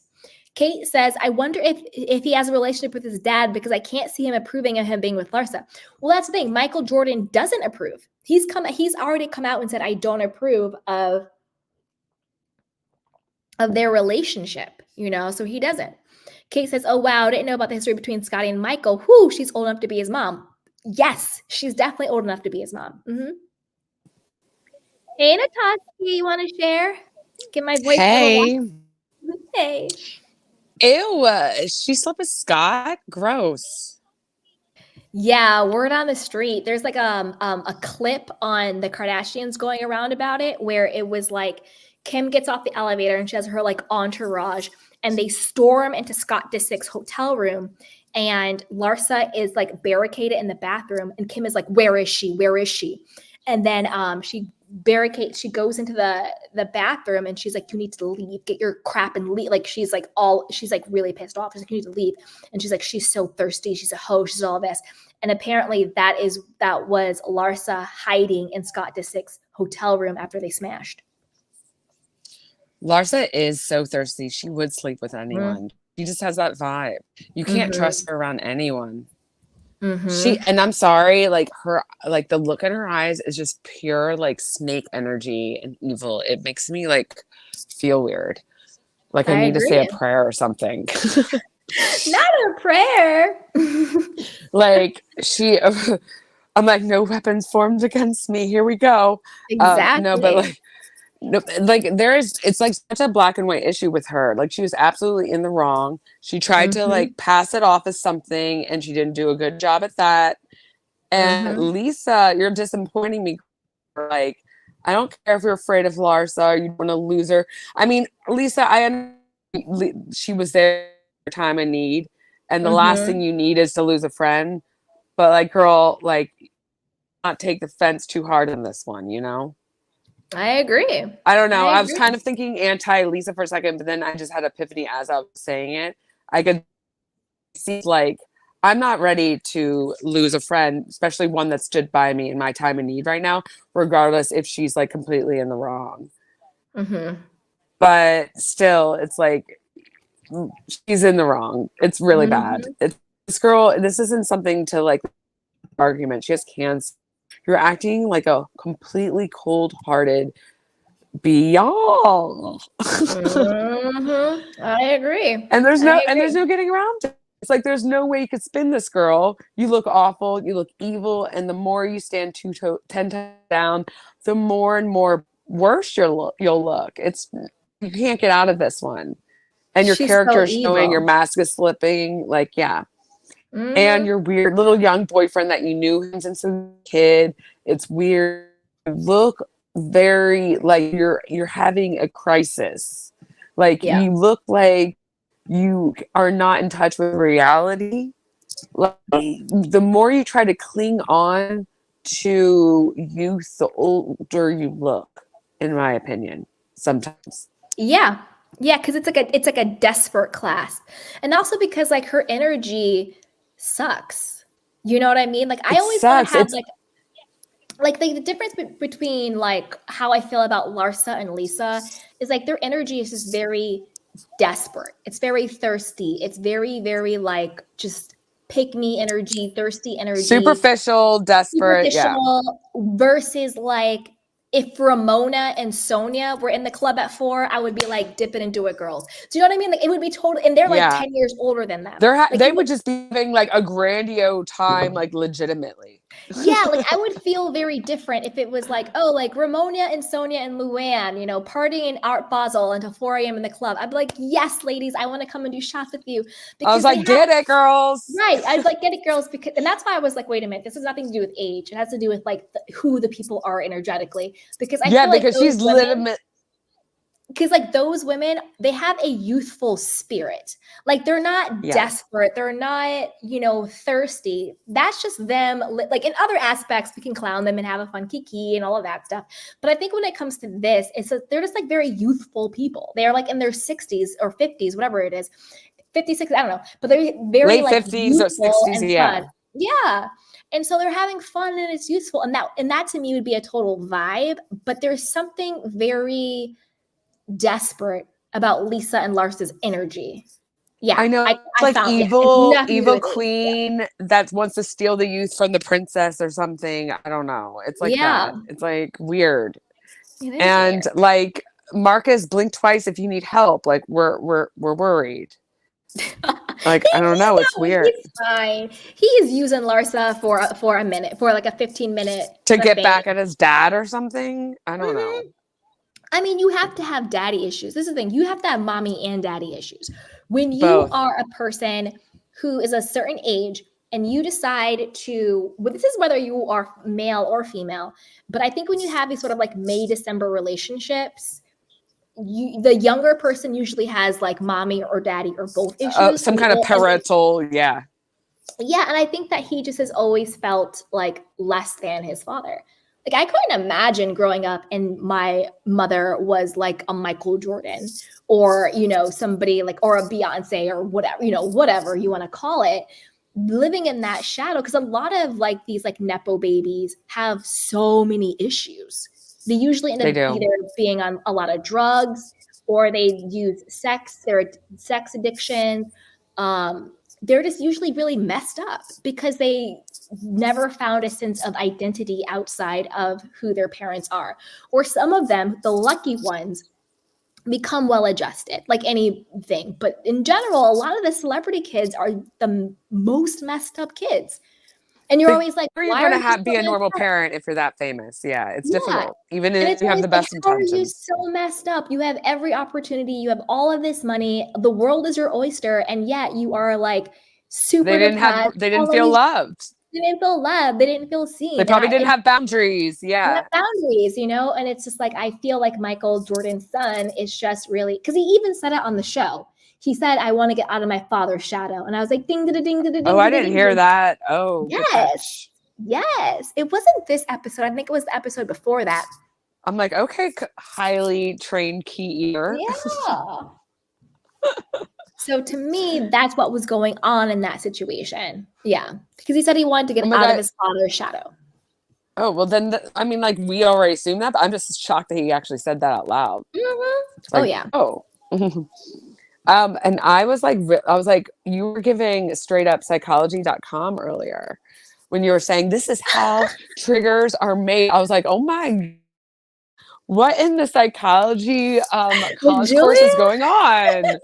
It actually just like came to me as I was talking. As you were saying it, it was as like I was saying it, I was like, head, oh my God, like, that's this is how 100% triggers are true. made. Yeah. We're literally witnessing, the birth of a trigger and like how it's created in with. Yeah. Yeah, 100%. Because like, that's like the kernel of like, of psychology is like your mind always creates a story.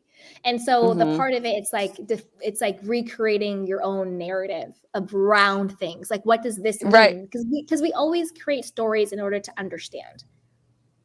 Like, and she why did like this it person just do this? Yeah. Go ahead. And it just seemed like she had insecurities that she was using to just fill in the blanks of a story she didn't understand when she felt rejected. Exactly, because you always want to know why. Why did this person leave me? Why did this person not choose me? Why wasn't I good enough? And you want to create the why because you think if you know why, you have control. If I know why they didn't like me, go ahead. Oh, sorry. And I agree. I don't think she really wanted to. I think like she was like nervous laughing when she brought it up. I was like, okay, girl, we're not that close. Calm down. Like I'm probably going to room with Marisol. Let's keep it real. And then when she brought it up the second time, she was like, crap, you're serious. Like, so she just threw out an excuse. And then that's why she didn't even bring it up. It was like, and then when she brought it up third time, she's like, oh no, girl, I'm rooming with Marisol. Like, are we still what? Yeah, I think Alexia just didn't want to room with Julia. I don't think it had anything to do with her sexuality. I think she just used Todd as an excuse. I think it would have been awkward to their new friend. They don't need to like room together. That's like, you know what I mean? Especially when you're traveling or you're going somewhere away.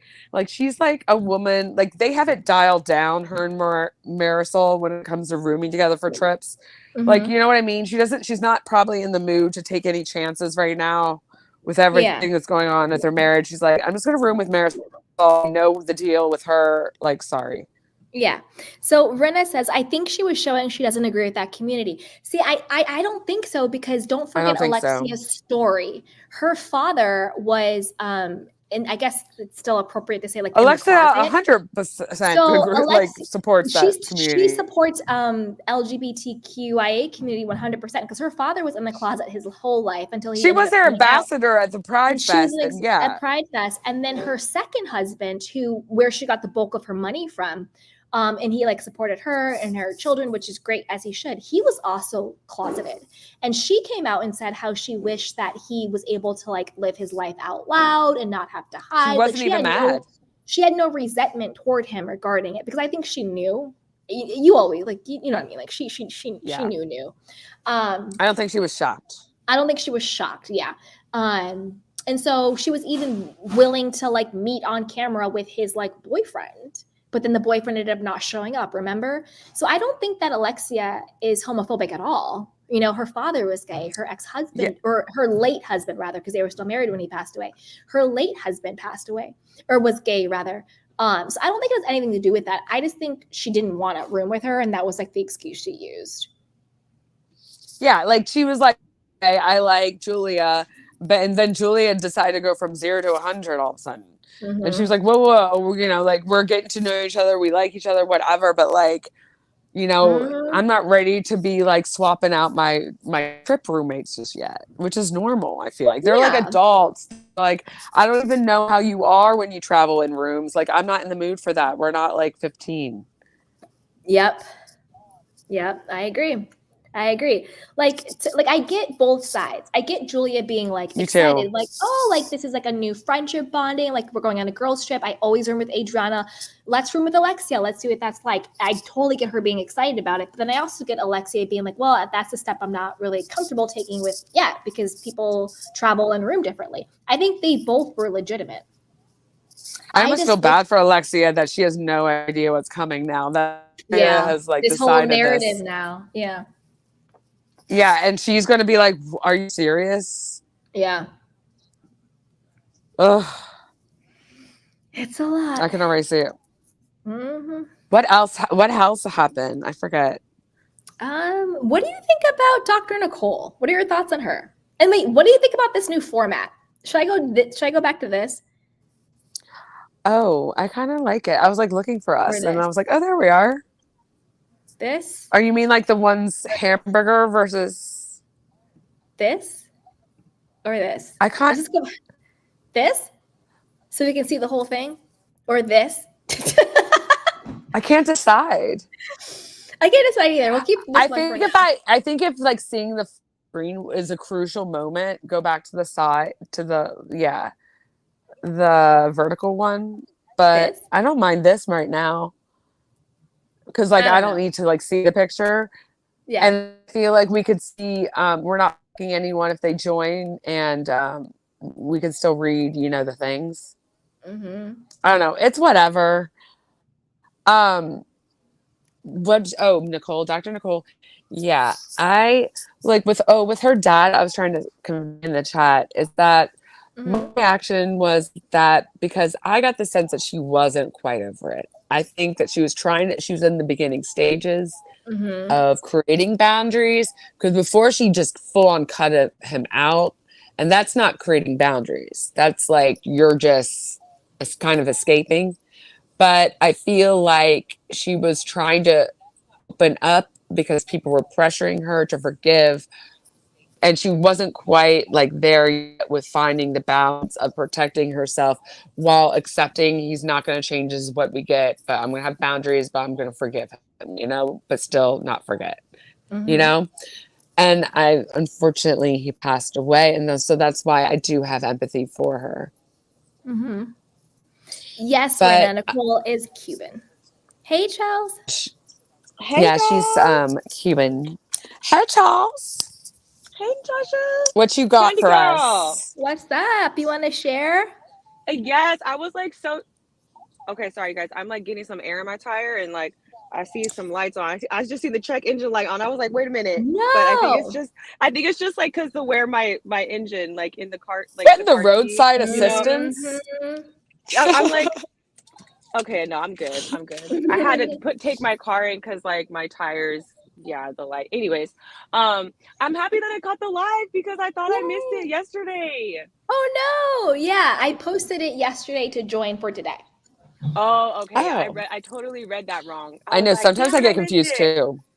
It's Yeah. okay. Sometimes I change it around, so don't worry. Yeah. When it's live, guys. Yeah. What I'm were like, you is the guys Mel? just talking about? I was like, is it Meldella? Or what is this like? What is his name? Who? Effect.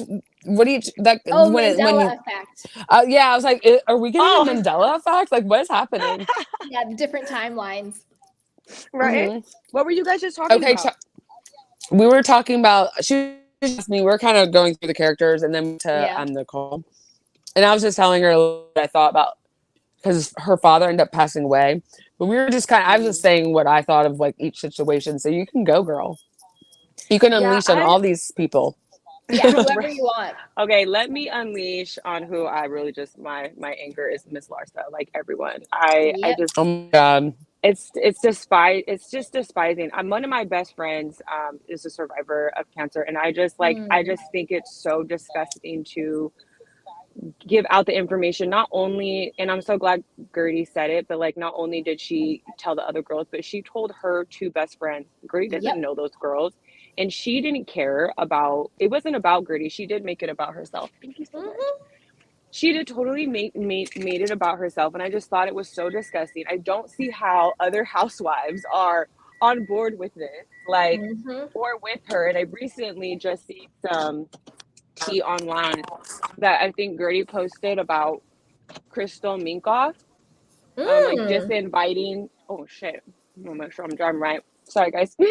Just inviting Gertie to a pre-party event for Kathy Hilton because Larsa was going to be there and she was going to feel uncomfortable.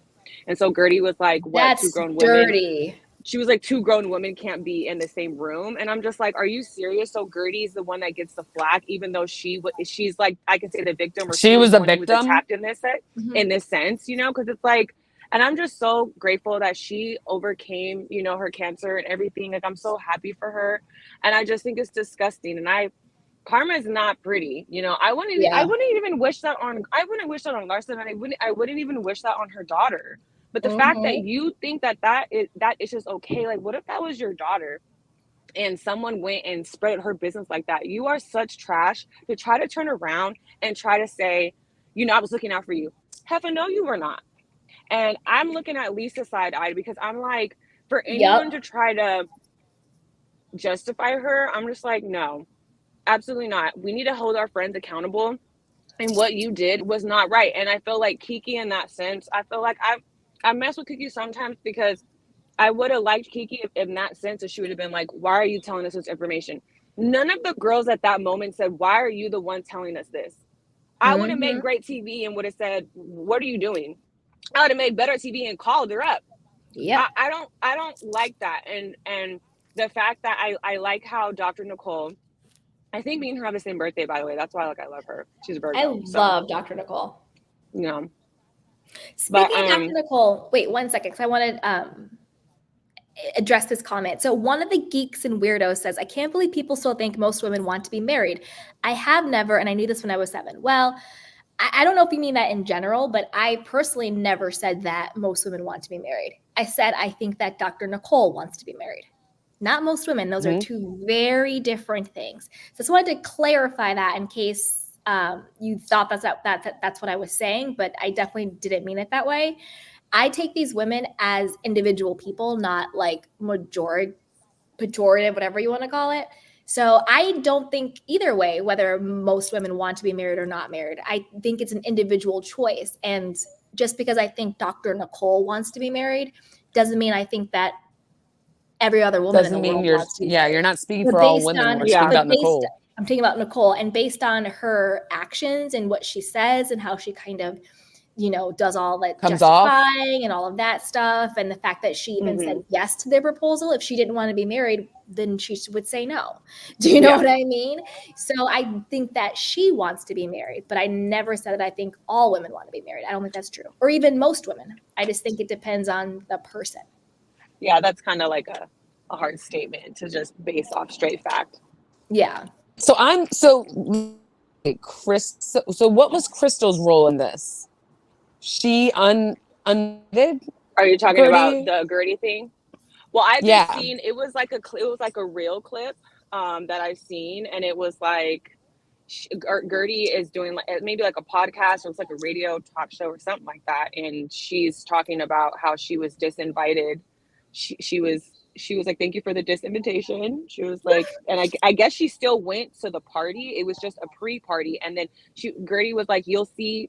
She was like, it'll probably be known when you see the photos on Instagram. And then they show a picture of like all kind of the housewives in this like sweet looking room, and Crystal's right in the middle and Larsa's like right next to her.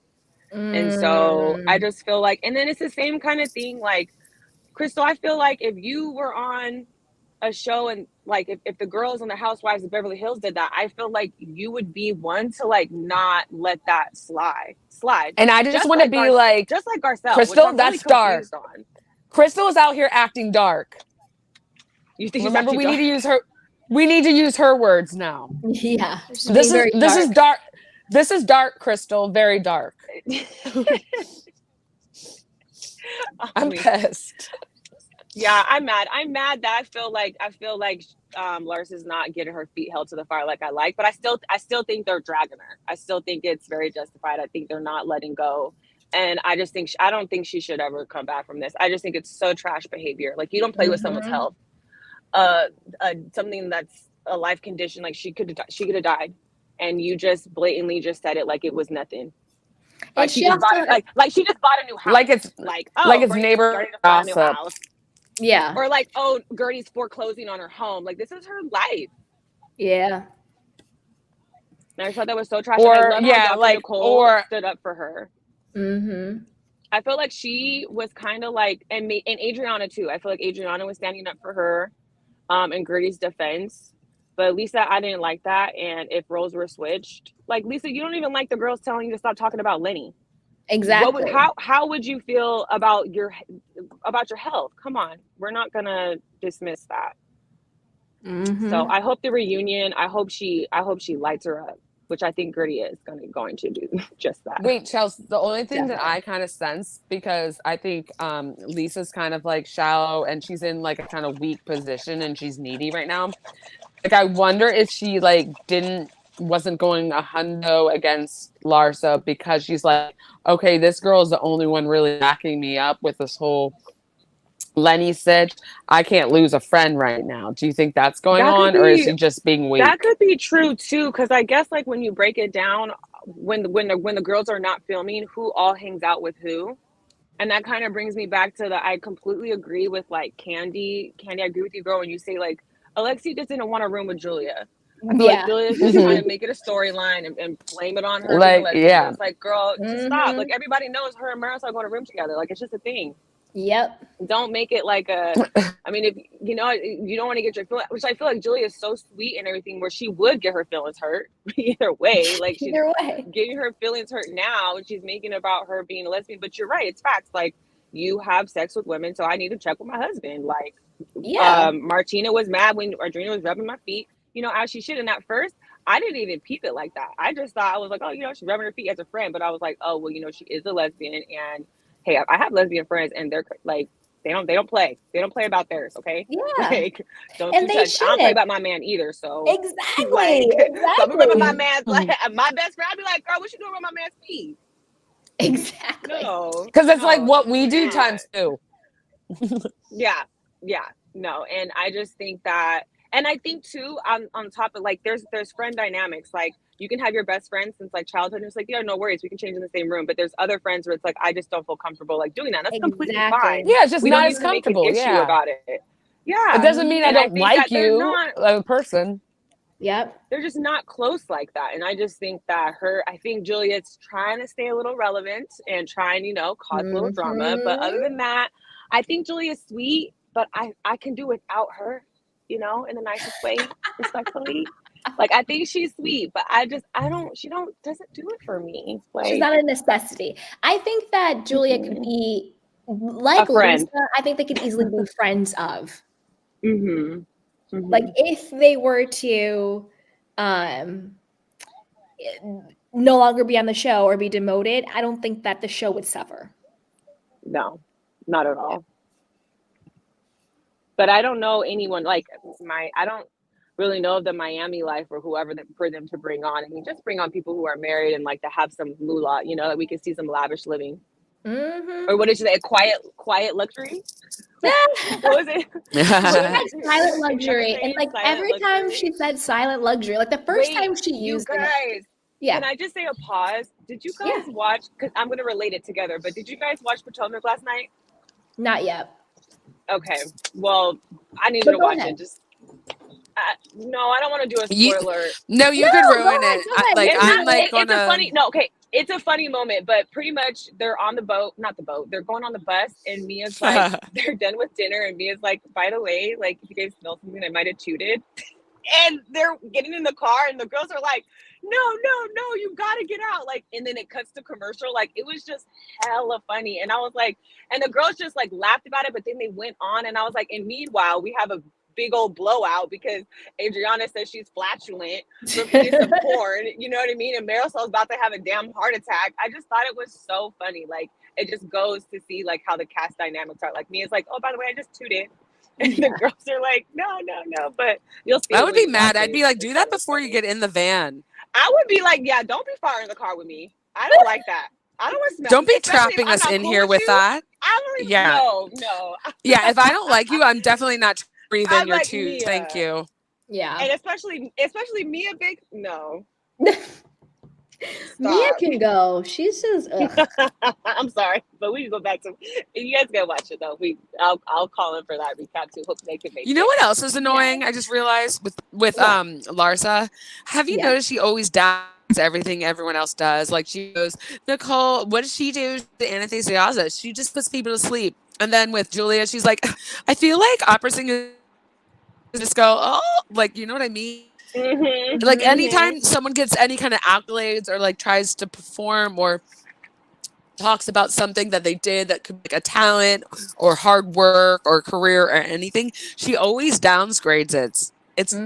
She's the worst. Yeah. Now that you said that, Agree. I could See see. bullet point number 4. So jealous. Even had to shade Hello. Julia singing. Like spot on.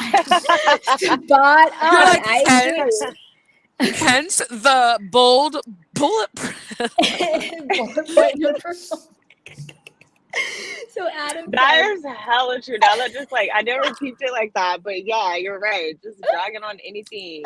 It's like Larsa, what are you doing? The fact that when she tried hence dragging Dr. Nicole when she said she needed to get a real job, it was like, girl, are you really showing yourself? Like, are you that? She said a that doctor dumb? needs to get a real job. A doctor needs to get a real job. Like, are you kidding It's me? like, I what in the I mental cringe illness for is her. going on? I cringe for her children. it's ridiculous. No, So Adam, it's like what in the mental illness is actually going on, sweetie? yeah, it's a lot. Adam says, Candy, if you were the EP of the show and your task was to fire Larsa and 2 others, who would they be and why? Okay. So we can Adam all loves this kind of pick. He does. He really does. Let's see. I would fire Larsa and Lisa because I think without Larsa, Lisa kind of is irrelevant because she's just her beta. And the third person would probably be Julia because I think that Alexia is kind of the anchor of the show. She's the HBIC of the group. She's the OG. I know it shouldn't matter, but she's Andy's favorite. And she does kind of is like one of the central characters. Gertie is a complete vibe. I'm loving the story she gives. She's authentic. She's fun. She's the beat. She's a moment. Dr. Nicole is like quintessential. Like, you know, she has like the money and she's fit and she's cute and she's young and she's like fun. She shades, but she doesn't go too dark. And so I think I would get rid of Julia, Lisa, and Larsa and replace them with 3 new people if I had to. What about you guys? I would probably do this. agree Oh, you can go. with you, Candy. Yeah, I agree too. I disagree. I like Julia, but like I guess if I had to choose like the 4th, 3rd, it would be her. Yeah. But yeah, like Lisa, Larsa, bye. I think Larsa for sure. I think I would. I don't mind. I really like Lisa the past seasons. You know, when they were on Peacock, and I was feeling bad for the Lenny thing, but I think this is like kind of getting carried away. So I wouldn't mind her being a friend. Marisol can stay a friend too. I want to bring Adriana back full time, and probably let go of Kiki. I don't know. She doesn't. It's certain episodes she gives it to me. In some episodes it's just like not. So I don't know why she's there. Yeah, but we've seen full-time housewives because Kiki's a friend. Oh, so let go of a full-time housewife? Yeah, so the full-time housewives are Nicole, Gertie, Lisa, Julia, Alexia, and Larsa. Julia for sure. Yeah. And I love Julia. I think she's so sweet and like a nice, I just don't think that like, it's just not giving it for me. But like, she's really sweet. Swap out Adriana for Julia. Yeah. Like bump Adriana back to full-time and then I don't mind Julia be a friend. Yeah. Like, I don't mind Julia can be a friend. I think they definitely need a switch. Like I'd rather see more of Adriana. Do you guys remember, because when I was just thinking about this when you were talking, Candy, remember Adriana's the best friend she had and it had that bad fallout? She was the white woman. What's her name? Kind of like a Kathy Hilton of Miami on that side. Leah Black? Yeah. And her husband was Epstein's lawyer. Mm-hmm. What? Yes. Girl, don't get. Are you serious? Back in 2007, like he was one of them back in like 2007 when it was the Palm Springs when he got arrested. Then. Oh. Yeah. Real sketchy. Yeah, that's some Real evil money. sketchy. I think it matters how you get your money because I think money itself is neutral, but I do think how you get it puts an energy onto it. And when you get your money from evil, Oh, it for comes back to sure. you. Oh, for My sure. friend There's always calls it blood definitely evil money. money. She goes, no, that's Yeah, blood money. blood money. Yeah, for sure. I don't know why I just thought about her for some reason. I was like, oh, I remember. I I know, like because it. like the first 3 seasons were like a whole other world. And you forget it's the I same people. know. And it, what was that other girl, Joanna? The Joanna, really Yeah, pretty who is Krupa. blonde. Joanna? Who was Krupa. she?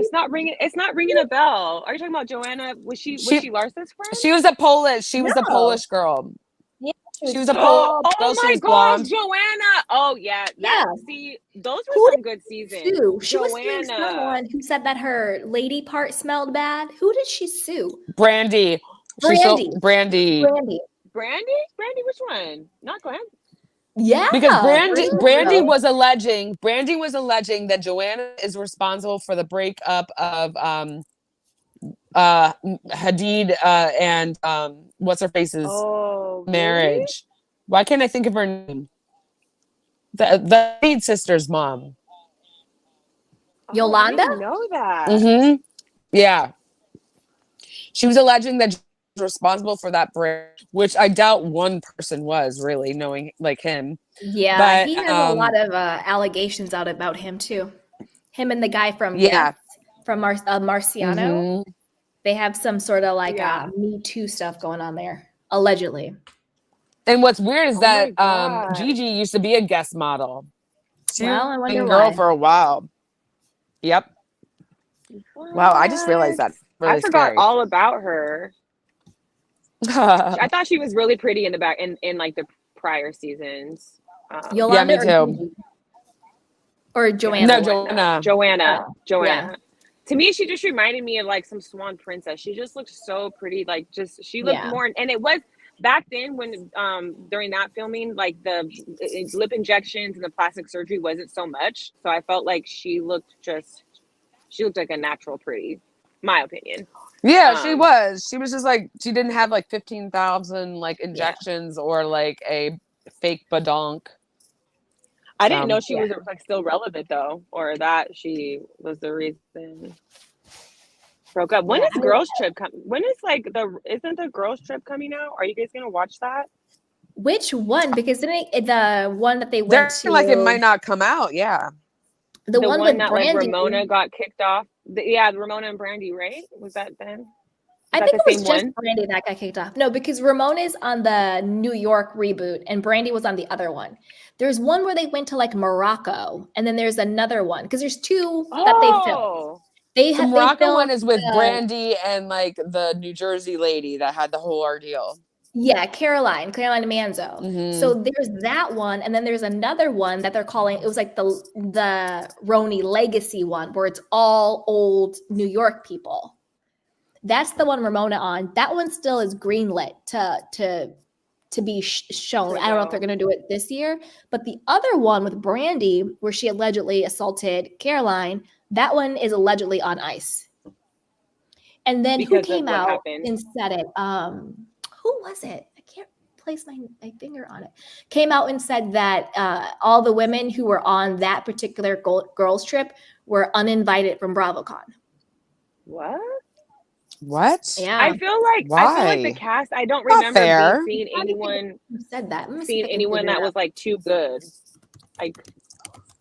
Like, why would they don't be know. uninvited? Because that seems like kind of fair. Candy girl, right? I need you to do some digging, girl. Is Nene coming back to Atlanta? Hell I don't no. like Nene. No, Why do you say I hell don't no? think she is. Do you not like Mm-mm. Nene? No, it's not that I don't like Nene. It's just that I think that Nene, she's just back. she burned too many bridges in the wrong way for Bravo or NBC to have her back. If not Nene, what 3 cast members that were in the past would you guys have come back? Honestly, none, because like Candy. I None? Me None either. at and all? I'll tell you why. Okay. I am very much of the camp that we need new talent. Because I think that the world that we live in, there are so many amazing women who are funny and can read and are shady and are beautiful and have money and have this and that and the third, that there's so much untapped talent out there. Why do we need to keep recycling the same 20 people over and over and over again? And honestly, I feel like this housewife thing is more, almost a dying gig. Yeah. And I think we should probably do a better on that, because I think to me, it's like a problem in the industry as a whole, whether it's musical artists or actors or writers or directors. It's the same exact pool of people over and over and over again, when the entire world has so many talented people that you can't make me believe that this is it in the world. And so that's just kind of what I land on it. I just want freshness in the entertainment industry as a whole. I want new musicians. I want new executives. I want new directors. I want new writers. I want new actors. I want so much untapped potential creativity out there that people just don't get the chance. And I'm just like, I don't need to see the same people over and over again. I think a lot of it is because they aren't willing to do certain things to get that chance. I think it's the fact. True. I think I don't think that's true. I think it's more of an incompetence on the behind the scenes people, whether it's the executives or production or casting. I think if they did their jobs, they could find a lot of people. Because if you watch shows like Lazy and other shows, the crap that people are doing on these shows are literally insane. Think about the shows where it's like they cast people every single episode who are like Amazing Race, or like all this other stuff. I think it's the fact that the executives and the casting and the production people don't know how to do their job. Because you can't tell me that there's no people in this world that are willing to do silly things on camera for some money and 15 minutes of fame. I would But I think too, like, not to cut you off, Candy, TV show. I think that the start of Housewives, at least from Atlanta and some of the others, they're friends. Like, some of them were friends, and I think that I wouldn't mind a fresh new cast if some of them were actually friends, like, off camera, like, you know what I mean? I wouldn't mind that, and they actually being housewives. I definitely wouldn't mind that, and they're actually friends, not just we're just getting these randos that are moving to the city. Yeah. Exactly, moving to the city, and then like now, and they're way too like studied up on like how to be a housewife, and they come in all like acting. Yeah, no. Yeah. So I think I definitely wouldn't mind if it was a whole new cast, and like that they were actually friends with that. But like watching Potomac last night, I was watching it, and like my opinion is I think Karen did so well, and I'm like, I don't ever want to see Karen off this show. I can't wait for you to watch it. It was so funny. You guys are gonna laugh your butts off. Was Karen? It was a very comedic episode. Like, I was cracking up. Good. We need that. It was. I was like, okay, production. Y'all did that. It was really good. But I don't know. I'm like never in a hurry to watch Potomac anymore. I'm not like running to go watch it. I don't like the Neck and Whitney. The Neck and Whitney. They just annoy me because I'm just like, the nerve of them to put Rob on that show, and we're just all supposed to go along with this again. I feel like I'm getting played with. Maybe I'm triggered. I don't know. I think they'll talk about it they talk about it this episode, and then like more at the reunion, and then hopefully next season she'll be gone. And they'll do a whole I think all of the housewives, I think they're hearing the fans, and who knows if they're actually going to be listening and doing the reboot. Is New York the first like cast to do a whole new reboot? Yeah, because everybody else has either been put on pause and then they've come back with like a refresh, like a Miami. But this was the first one to do an actual entire cast overhaul.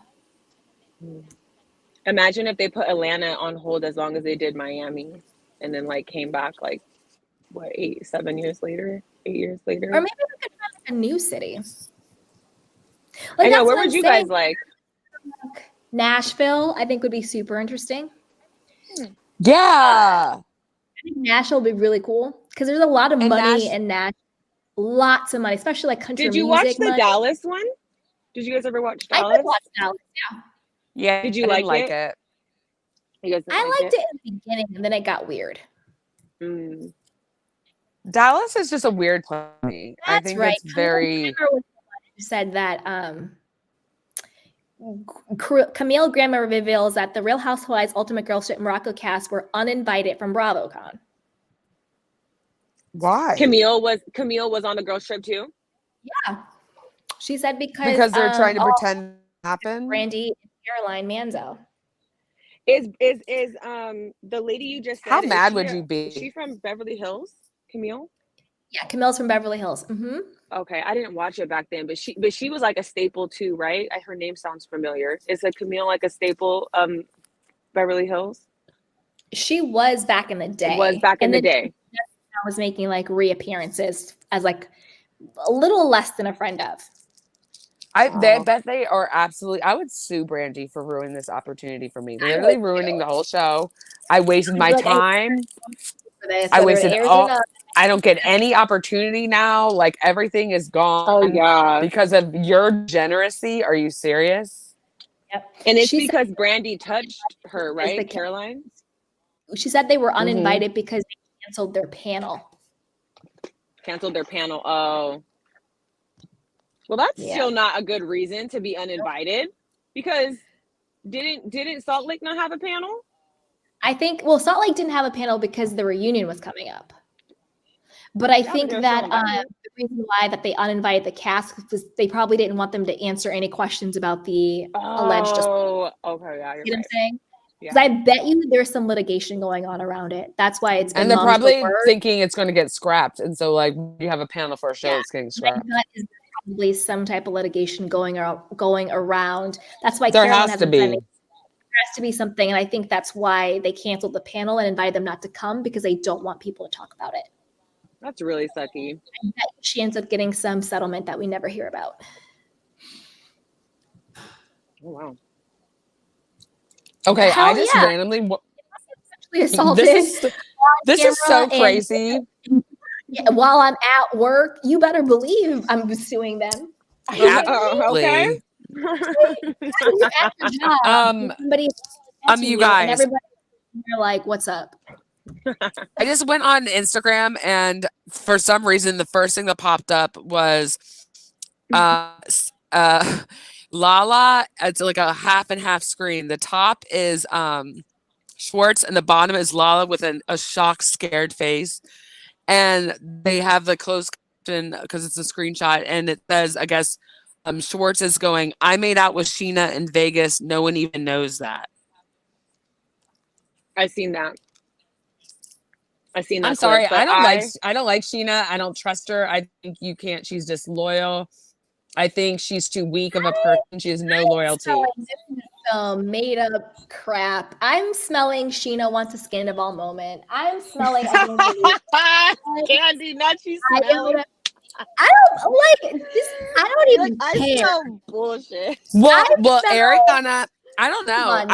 Well, maybe because Ariana was like, she had to choose which one stirs the pot the most last night. I watched What Happens Live. It was her, and she goes Sheena.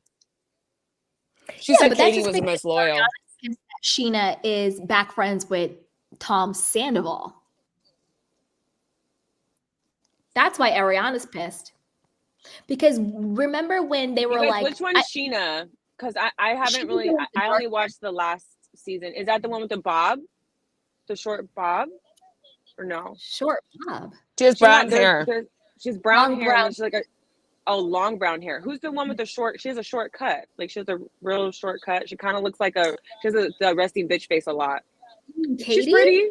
Is it Katie? Katie. She has a short cut. Girl. What is she not what? I was like, Katie's not Sheena. Well, no, that's who I was thinking of. I was thinking of her when you said Sheena. So Sheena is long. She has a long brown hair. Yeah. Okay, I know you're talking about. Candy, you're right. It said Katie and Tom fighting over the same woman was not on my bingo card. See, yeah, like I was like, come on now. I was like, come on, you guys. When does it come out? Why is all this being unleashed right now? Like months to go. Season 11 starts in January. So they're getting all the all the stops now to get people interested for season 11. I don't know if I'm going to watch season 11. Like, I don't know if I have it in me. Depending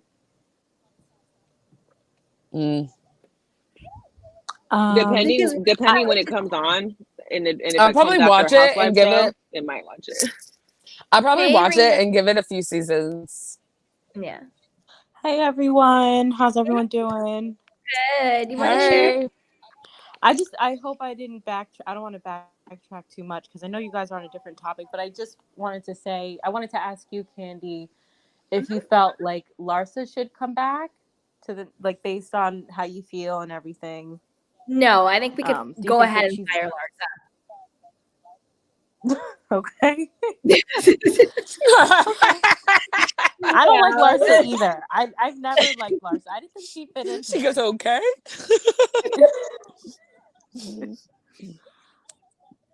Dead. Yeah, Oh. I didn't like Larsa that too much either, but I thought she was very insensitive. I think she's insensitive to Gertie, and I think the subject matter is too big and too dark to just sort of gloss over. And then I also think like Larsa doesn't add anything that's positive to the show. She's just almost like a dark cloud. She's never in a good mood. She's always very dismissive. She's always just, lying on people and all this stuff, and everything she's done to There's Gertie no is almost dimensions to her. what value add does she bring to the show? I just don't see it. No. Yeah. Do you feel like overall Miami is a good cast? I think it's an okay cast. I think they could probably shake things up a bit. Like, I think Julia could be a friend of. I think they could bring Adriana back full time. I think Lisa could be a friend of. And I think they could bring on 2 to 3 new housewives. Well, 3 if we get rid of Larsa. They could bring on 3 new ones, or even a 7th one. 2, 4, 6. They could even bring on a 7th one. Okay. Because I think like 6 to 7 housewives is like the sweet spot. So I think they could bring on 3 to 4 new ones if we get rid of Lisa, Julia, and Larsa as full-time. Like, I think Larsa can just leave the show. I think Lisa and Julia can come back as friends of, just to hang out with the group, and then bring some extra people back on. That's what I think. I have always wondered why Miami seems to be like the underdog of the franchise. Like, I always wondered why it hasn't taken off. Is it just me that feels like it hasn't like gotten that huge push that other franchises have gotten? I don't know. I think, I don't know. I mean, it depends. Like, I think because it's on Peacock, which is different from Bravo, maybe people look at it a little differently. But I think it gets. I think Miami gets a lot of love. I do. It does, but I just feel like I feel like you said, it's on Peacock, but it wasn't always on Peacock. It just recently was on there, like the past 2 years, I think. I think it's better on Peacock. It is. I honestly think much it's better. I think it's better on Peacock from a quality issue, and then also from a sustainability issue, because streaming is the present and the future. Like, these like quote little networks, streaming's where it's at. And I do think that Miami does really well. I think it's more of just an optics from perspective, who people are still stuck in thinking that Bravo, just because it's quote Bravo, has more cachet, but in reality, it really doesn't. Yeah. And I also think that Miami doesn't get as much as a push, because I think some of the ladies on the other franchises are more in the media eye. Like, every day there's another article about Kyle. Every day there's an article about this one or that one. So I think because those people are more in like the media eye, there's more like articles pushed about them, that they just are naturally more heavily talked about. Yeah. Yeah. And you know what I've been thinking? I feel like so many people, like a lot of celebrities, or at least reality TV show wives, they do a lot of illegal things. I don't want to say they all do, but I just get this assumption, like, they can't all get their money legitimately. Like, I mean, that's how I feel. And I feel like maybe they don't want to be out there like that to get extra attention on that. That's just sometimes I wonder, especially given like what's been going on in Hollywood recently. Like, That's true. They all have like weird. It's like because they're all fake rich, a lot of them, and so they're Mhm. all doing like weird behind the scenes things to get a quick buck or to keep up with the Joneses or to keep up this image because their and that's what ego is like stronger than their like reality. that's what Mhm. Bethany was talking a lot about in her reckoning. She was like, you know, they're having to keep up with the Joneses. They're like, you know, you really can't afford this and that. Like, you know, their wardrobe itself has to be $1 million. I mean, just you know, it just has to be so like who Mm-hmm. I don't know who has like that much disposable income, and you don't really put what you do for a living out there, and we don't see you work. And And honestly, like I don't know. Maybe it's just me, but like I don't really think it costs that much money to have style. Like why no, it it's like doesn't. always the It people that doesn't. don't have style that think like, "Oh, I need like the toppest like highest echelon of labels at all time to appear like I have style." Like Garcelle was like, Garcelle doesn't have the greatest style, so maybe this isn't the best He was like, "Oh, I got this from Zara, you know, whatever. But I think High it low, here goes we back. go." But I think it comes back to what I was saying before. I think it's still a, behind the line issue. It's still a casting production issue where it's like they need to vet these people and they need to find people with like legitimate money. Agreed. Yeah. Because Mm-hmm. like they able to do it at Netflix, like when they did Bling Empire LA, they did Bling Empire New York, and there's other reality shows where people are willing to go on TV and to be in reality shows and they actually have money. Young Rich Sylvester African Stallone. was kind of good when Yes, it Sylvester kind of was in Stallone that has a place. whole, reality show about, him and his girls, and they have legitimate money. Like there are legitimate people who have money who are on reality television. I think it's Mm-hmm. I'm not blaming the talent because it's not really the talent's job. It's really production's job to vet these people and make sure that they have the money they say they have and what is their background and stuff like that. I think Mm-hmm. one production thinks that the more salacious the person is, the more clicks and views. Like, why would they hire Dirty Diana knowing what her background was? You know what I mean? Like, why would they hire these people who are known or at least alleged abusers and fraudsters? Like, I think it's more of a production casting problem than actual talent problem because the talent isn't casting themselves. I think it's Yeah. more of them. Hey Jay, what's up? Hey, I just want to say something about Dr. Nicole. I just saw your slide about how maybe she's not um maybe she wanted to be married, but I think her partner is Anthony. I'm not too Yeah, sure, yeah, but I think you're right because I remember an episode she was so happy um talking about, yeah, I want to be married one day but not right now. So I don't know, I just hope she's exactly. happy for in her relationship. And yeah. Yeah, I agree, Jay, because I think like just on a gut level, like when somebody wants to be married and when they don't. And I think that Dr. Nicole does want to be married. I think she wants to have that family unit for her and her son and the baby that's on the way. And you can kind of tell when she talks that she is trying to convince herself that like the way things are cool, especially this season when she was talking to her mom and her mom was like, well, what about wedding planning? And she's like, oh, well, like a paper doesn't give you security. Look at Lisa. She's fighting for money and she was married. I feel like when people do that, it's sort of themselves talking themselves into something that they don't actually want. It's like rationalizing it. And I do think that Dr. Nicole, like a lot of people, whether it's a woman or a man, she wants to be married and she wants to have that family unit. She just happened to fall in love with someone who I don't think marriage is a priority for him. Doesn't mean that a family isn't a priority because I do think he's faithful to her. I think he loves her and their children. But you could have a very happy, healthy relationship without being married. So I think that's kind of where he lands. So yeah, I agree, Jay. Yeah, because I remember an episode, you can see in her eyes she was so excited talking about the, yeah, I Mhm. want to be married. You can see like the stars in her eyes. I'm sorry, but Mhm. yeah, I just hope everything is gonna be good for them, and Me too. later she's not going to regret it, and she's taking the right decision. Me too. I hope he comes around and genuinely wants to get married because I want Dr. Nicole to have everything she wants. I just love her. I want her to have everything she wants. So I hope that he genuinely comes around and wants to be married because that would just be so much fun and not just here's a ring because I'm getting all this public pressure and we're just going to be forever fiancés because that happens Yeah, too. You know?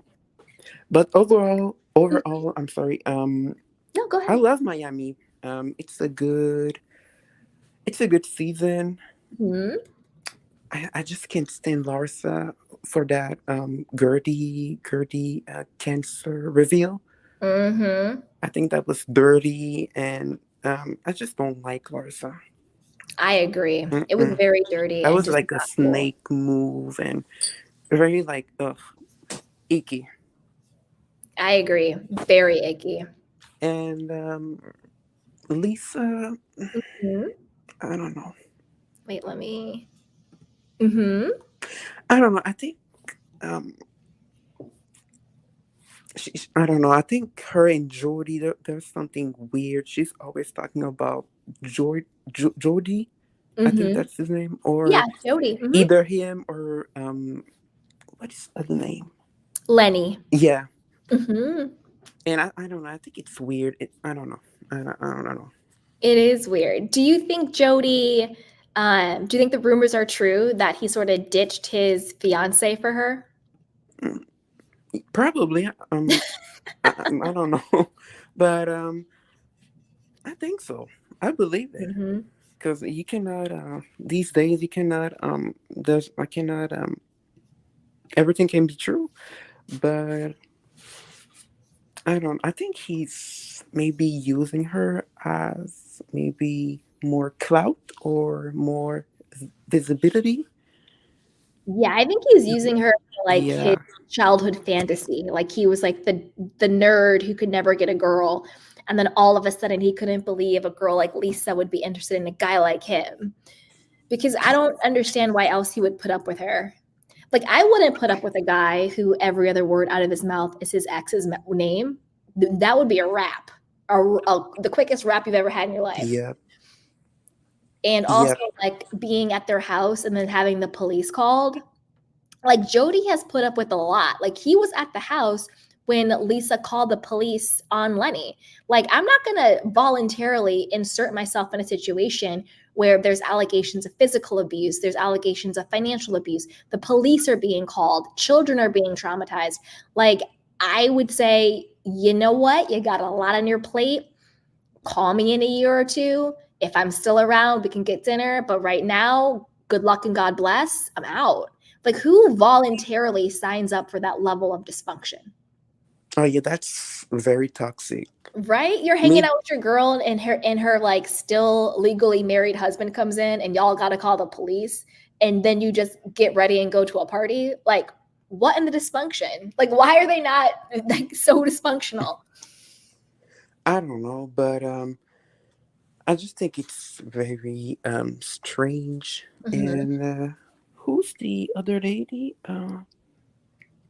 Wait, Which one? I talk about. Oh, Gertie? Alexia. I think I Alexia? don't know. I think Alexia is like growing on me a Okay. little bit. Mhm. I know she had like some backlash from the fans because her attitude was so nasty. She was, I don't know. Yeah. She was nasty the season before, Yeah, and I I think she think was really unhappy. the season before also, like, I don't know. But I'm glad she changed. Mhm. And oh yeah, also about Alexia's son. I think about what is his name again? That's Peter? yeah, yeah. I remember when you said she's like her son is like her husband or something like this. Very sick, right? Yeah, yeah. I think it's something about I think it's more deep than this. I don't know. I think it's like What do you something. mean? I don't know. I'm Say Canadian. it. I'm Canadian, so I don't have like my English is not like how do you say this? Fluent. Yeah, So fluid. maybe you cannot Oh, like you're doing great understand though. me. Hmm. Oh, thank you. But so maybe I can like not taking clarity or bugging sometimes, but I'm trying my best. You're doing a great job. You're doing fine. No, we Oh, understand you perfectly. Yeah. oh, thank you. But I think it's something. Um, I don't. It's I'm. a very dysfunctional and unhealthy dynamic for a mother to have a relationship with her son as if he is her partner rather than her son. Yeah. Yeah. Yeah. Yeah. Mm-hmm. That's and that And happens a lot. It's very codependent. It's And even though it's not it's obviously we very don't common. it's very common. Obviously we don't mean actual Mhm. sexual, but we mean like the dynamic of the The relationship. codependency of it all, yeah. Exactly, and Yeah. I think that is the biggest rift in her marriage. I think that her husband is like, "I'm supposed to be your husband, and your son is supposed to be your son, and you need to give him the responsibility of becoming a man and not enable his toxic and destructive behavior." And I think that she is resenting her husband because he's not co-signing her dysfunction. mm-hmm. Yeah. But Hmm. Yeah. it will never happen. She's Like it committed will to this decision, though. Yeah, it'll never. it will never happen. Like when moms and sons have that lifestyle, it will never Yep. happen. And then the woman that he marries then becomes his mom. Yeah, and good luck to the woman he marries. That's why Yeah, Good because luck.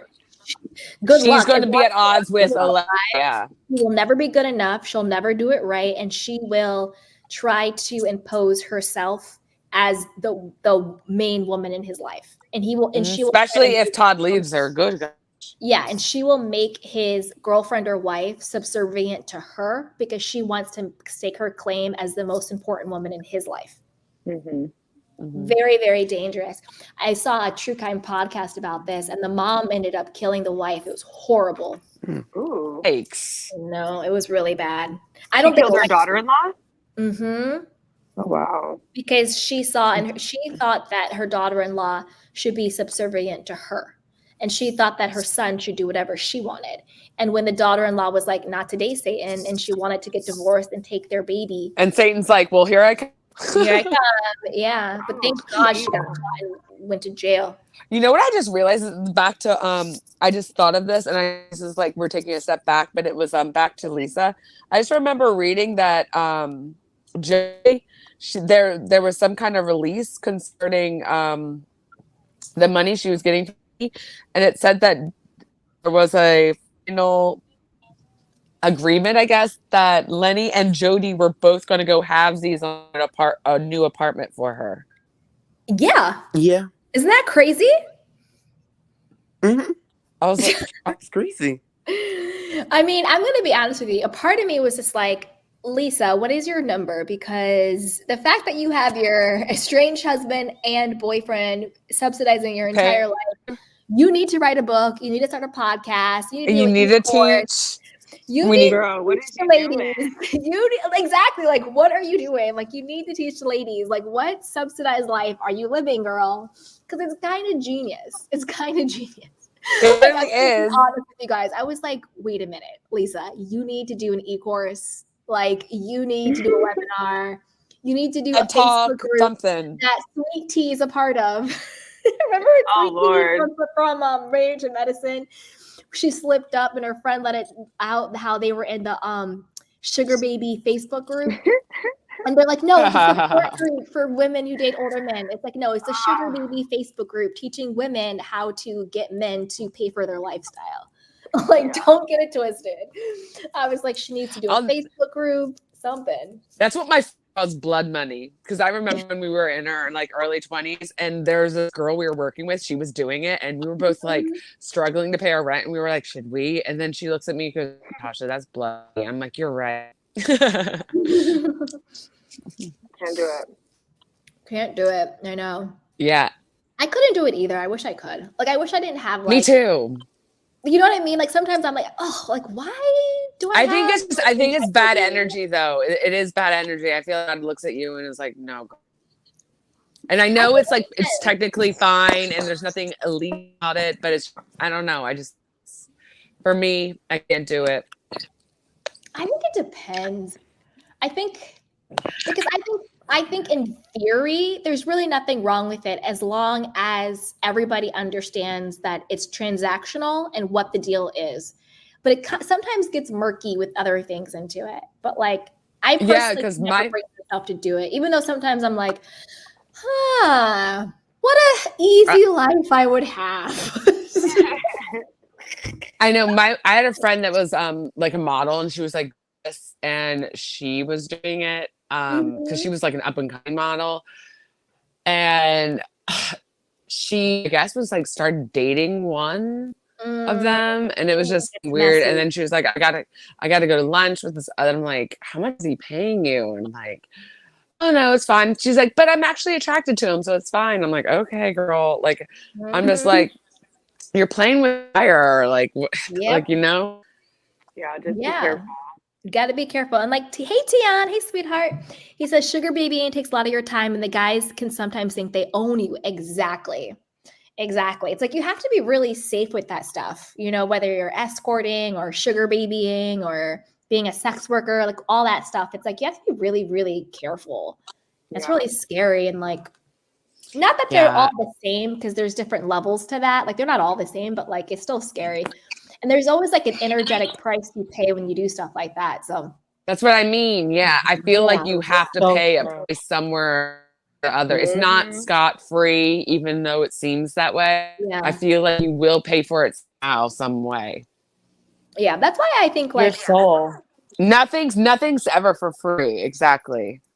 Nothing. That's a limiting belief. I don't believe. But I will say this. No. Okay, free 99. No, she's right. Certain things are for free. Certain things are for free. Certain things are for free. Certain things are for free. Yeah, yeah. But I mean stuff like that. Yes, I know what you meant. I'm just hypersensitive to like the words I use. So like, I'm like, you don't manifest. Yeah, exactly. I was like, I don't want to manifest that belief. You're like, we like some things are free. We can't. Some things are free. Say all that. Yeah. Like not to be cheesy, but like my mother's love for me is free. That's not transactional. You know, like certain things are free. Like, but you know what I was talking about. I know what we were talking about. I'm just messing with you. I know. Now you made me forget what I was gonna say, Natasha. Whoops. What were we talking about? I was bringing up sugar babies. Oh, I took it 2 steps back, but we were on the other girl. You had moved on. I just had a brain memory. Oh, go Jay. Yeah. What's your question, sweetheart? So, does anybody knows if Gertie is cancer free? She is now. She is. Thank God. Oh yes, okay. Yeah. She got it removed, and then she also did chemo as well. Okay. And she's rocking the bald head, and she looks amazing. She looks so good. Like thank God. Yeah, she's cancer free. Thank God. Yeah. Okay. Yeah. God. So are Alexia and Todd still together? With news? Alexia, I mean, allegedly they're still together. I haven't seen anything where they said that they're separated, but who knows behind closed doors?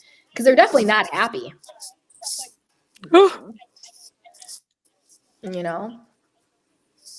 I just don't understand. Like, if you're having an issue, why aren't you going therapy? I'm like, I get it, your mom was a therapist, but clearly that wasn't working, girl. If you have this weird Shakespearean relationship with your son, like, come on. I'll tell you why Alexia is not in therapy. Alexia is not in therapy because she doesn't think anything's wrong and she doesn't want to. Yes, I remember that. You only go to therapy when you get to the point She's like, this is how much are. Right. You go to therapy when you get to the point where you're like, I'm like, this is no longer working. This is no longer whatever aspect of life it's in, whether you're in a crisis, whether something traumatic happened, whether you're just unhappy. You go to therapy when you are ready for something to change and you realize you cannot do it on your own.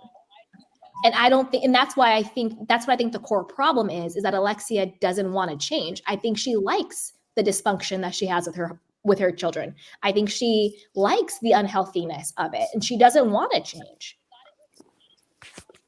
No, because I remember She an probably doesn't episode recognize she it as said like she doesn't unhealthy. believe in Mhm. therapy. I don't remember Yeah. when, but she said it. She said that. Mm-hmm. Yeah, she doesn't believe in therapy. But Her mom passed. I think her mom passed away, right? Her mom passed away when she was getting married to Todd, remember? Yeah. Like Yeah. on the wedding day. I Or the day forgot her before. mom was a therapist. Yeah. Mhm. And I used to like Oh my Alexia in God, the recent seasons, but she's my favorite. What were you saying, did you Nicole? guys catch Adriana saying how Marcus could get a vacation from having F Larsa 5 times a night? We all know that's not Yes. happening. That That was is a total. funny. I I thought don't that believe was funny. anything. I don't believe anything. If that's true, Larsa's a whole succubus demon because that doesn't seem right. Adriana shade for her. Larsa's lying. Girl, bye. Yeah, she's for sure. First of all, Scotty wasn't with a you every night. liar. Larsa Scotty is a was out there liar. dipping it and doing it. Like, please. Scotty was doing him. Wait, Candy, where did Right? you hear that, or where did you see that footage where Kim busted in Scott's hotel room and told her to get out? Like, I've never heard that before. I saw it online. Really? I saw it on Instagram or something. And Adam found it too. And he said, now it makes sense because you don't see who's behind in the bathroom because she's hiding there, but that's who's behind it. And then it puts everything into context. You know it was Larsa. Send me She's the so footage. scary. Yeah. Wait, Yeah. what happened? So there's this clip where it's Kim Kardashian and she has her whole like entourage. There's camera people, production, her assistants, and she barges into this hotel room and Scott Disick is kind of like, I think he's like on something and he's sort of just like in the corner, like looking weird. And she barges into the hotel room's bathroom and the person in there doesn't come out, but in the caption, it says it's Larsa and everything. And Kim's like, what are you doing here? I can't believe you did this. You need to get your stuff. You need to leave. Like she is like on one. She's pissed. She's like, you need to leave. And she like kicks her out basically. And she's like, this is why you're like a hoe. And like she says other words for, you know what I'm saying? Like that. And she's like, can't believe you, all this stuff. And apparently what's going down, let me say alleged because you know how people try to do. Allegedly, what's going down is Larsa had went to Scott's hotel room and obviously they did the deed. And as we know, Scott and Courtney have children together. Scott and Courtney have been on and off for decades. And so no matter what, if my friend is coming in and sleeping with my sister's man, that's a problem. And then I also heard that Larsa had been texting with Kanye at different times of the night. But Larsa was like, Kanye's a madman. So like when he would text me, I would just text back or call or whatever. But still, it's like whether he's a madman or not, I'm not answering the call of my girl's husband after 6, 7 o'clock at night. You know what I'm saying? It needs to be like pharmacy hours, 8 a.m. to 5 p.m. Other than that, miss me with it. You know what I'm saying? Thank you. So that's what they were saying was the fallout between the Kardashians and Larsa. Yeah, maybe she signed an NDA. I think she did. Who signed an NDA? Larsa, to not talk about that fallout. Maybe. I mean, I'm sure she did sign it. I wouldn't be surprised. I wouldn't be surprised. Apparently, the Real Housewives Ultimate Girl Trip 3 premiere is on Thursday. Oh, I'm according so to excited. TV Instagram. Is it the one says with New Brandy? Southern Charm. No, it's a New York one. It's a Legacy New York one. Did they scratch the one with Brandy and Caroline? That's what we're thinking. Because they got we disinvited think from so. BravoCon apparently. That's And ridiculous. That would have been so good to watch. Like they could have just. It would have been I amazing know. TV, right? They could have Are you at guys least even included that interested? part. Are you even interested in watching Southern Hospitality? Not really, no. Not really. I saw Like, not because at they have all. a premiere. They have the first episode on Bravo on YouTube, and I watched it and I was like, these people are literally just trying the classic VPR formula and it's showing. No. Do you guys I know can't. when the um Salt Lake City reunion? Do you know when it's gonna be aired? Probably I in don't like, know. Because we don't I even think know we what that have 2 phone more call weeks till the is. finale.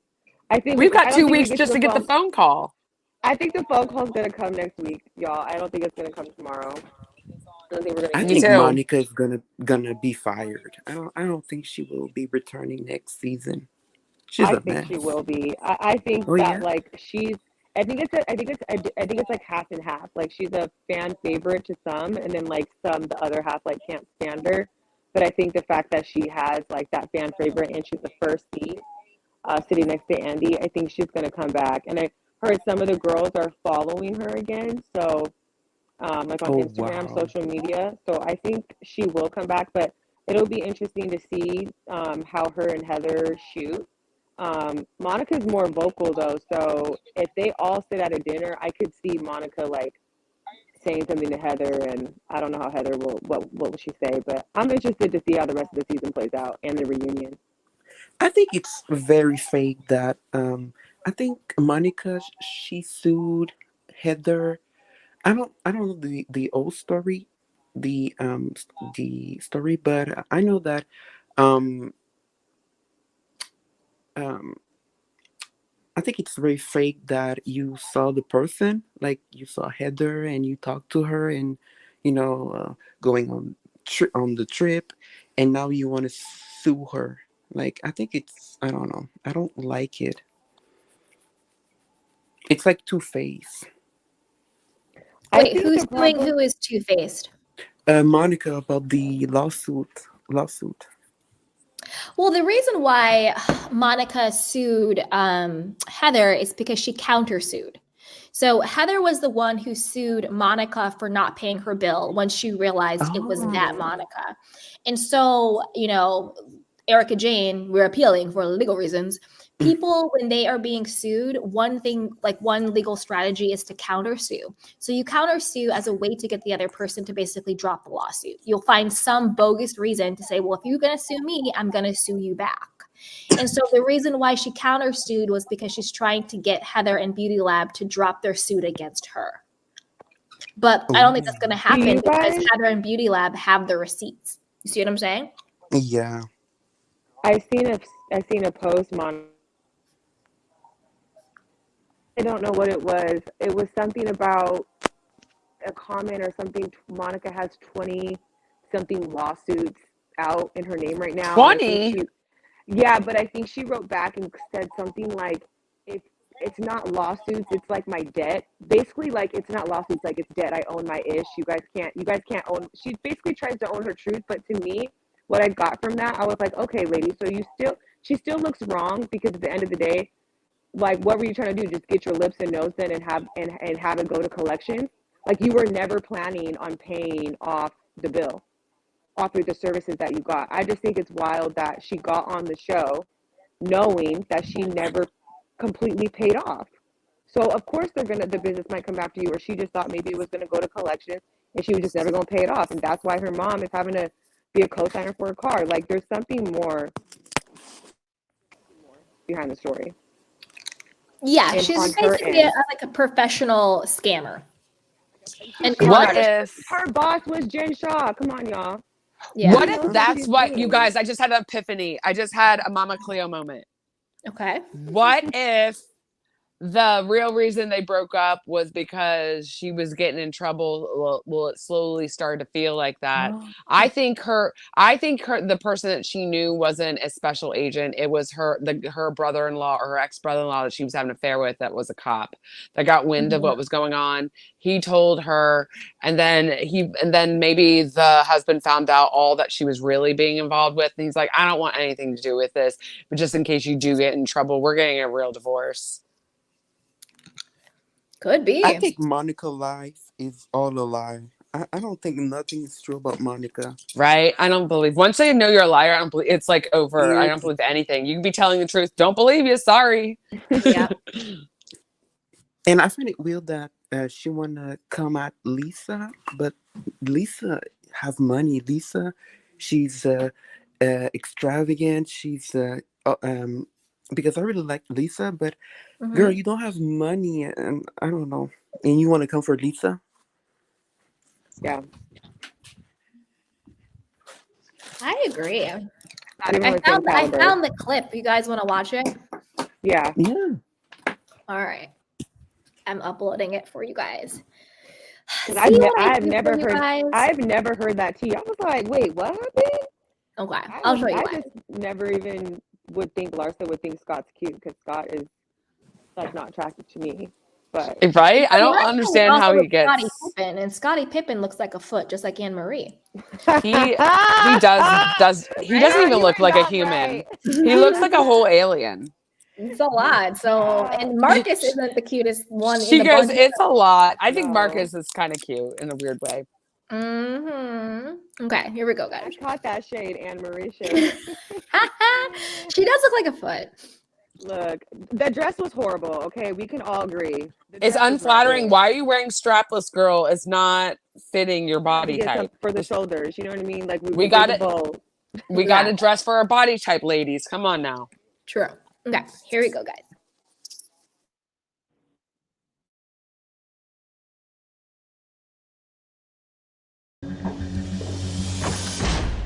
What the are you doing here?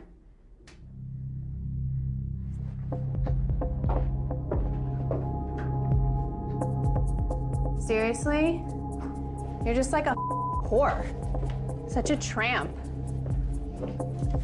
Get your and get the out of here. Groupie, get your and security will escort you the out of here.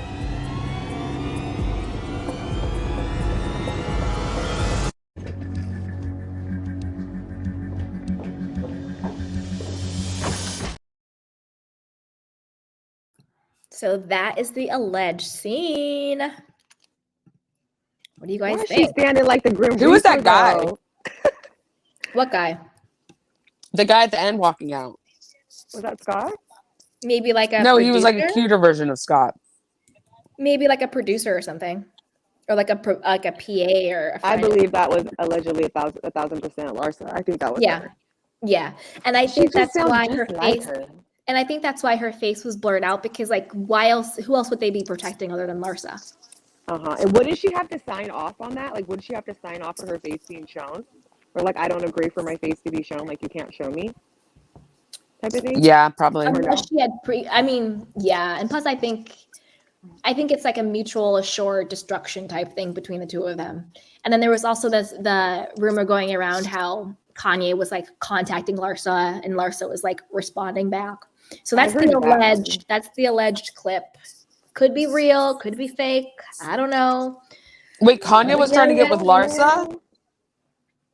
I think Kanye would get with a brick wall. I think he's just crazy. a Looney Tune. He's just a Looney Tune. And I don't like to speak on children, but since they put their children on television, that North is a carbon copy. Let me just close my mouth and not speak on anybody's child. Let me just shut all the way up and not speak on children. Wait, Adam says there's static on my mic. Do you guys, am I staticky? Because I can mute myself. Yeah. Yeah, I can hear it. Mm-hmm. But we love you, so we've been putting up with that. I'm just kidding. Yeah. Tell me to mute. I'm so sorry. Oh my God. Okay, I'm mute. Sorry. Okay.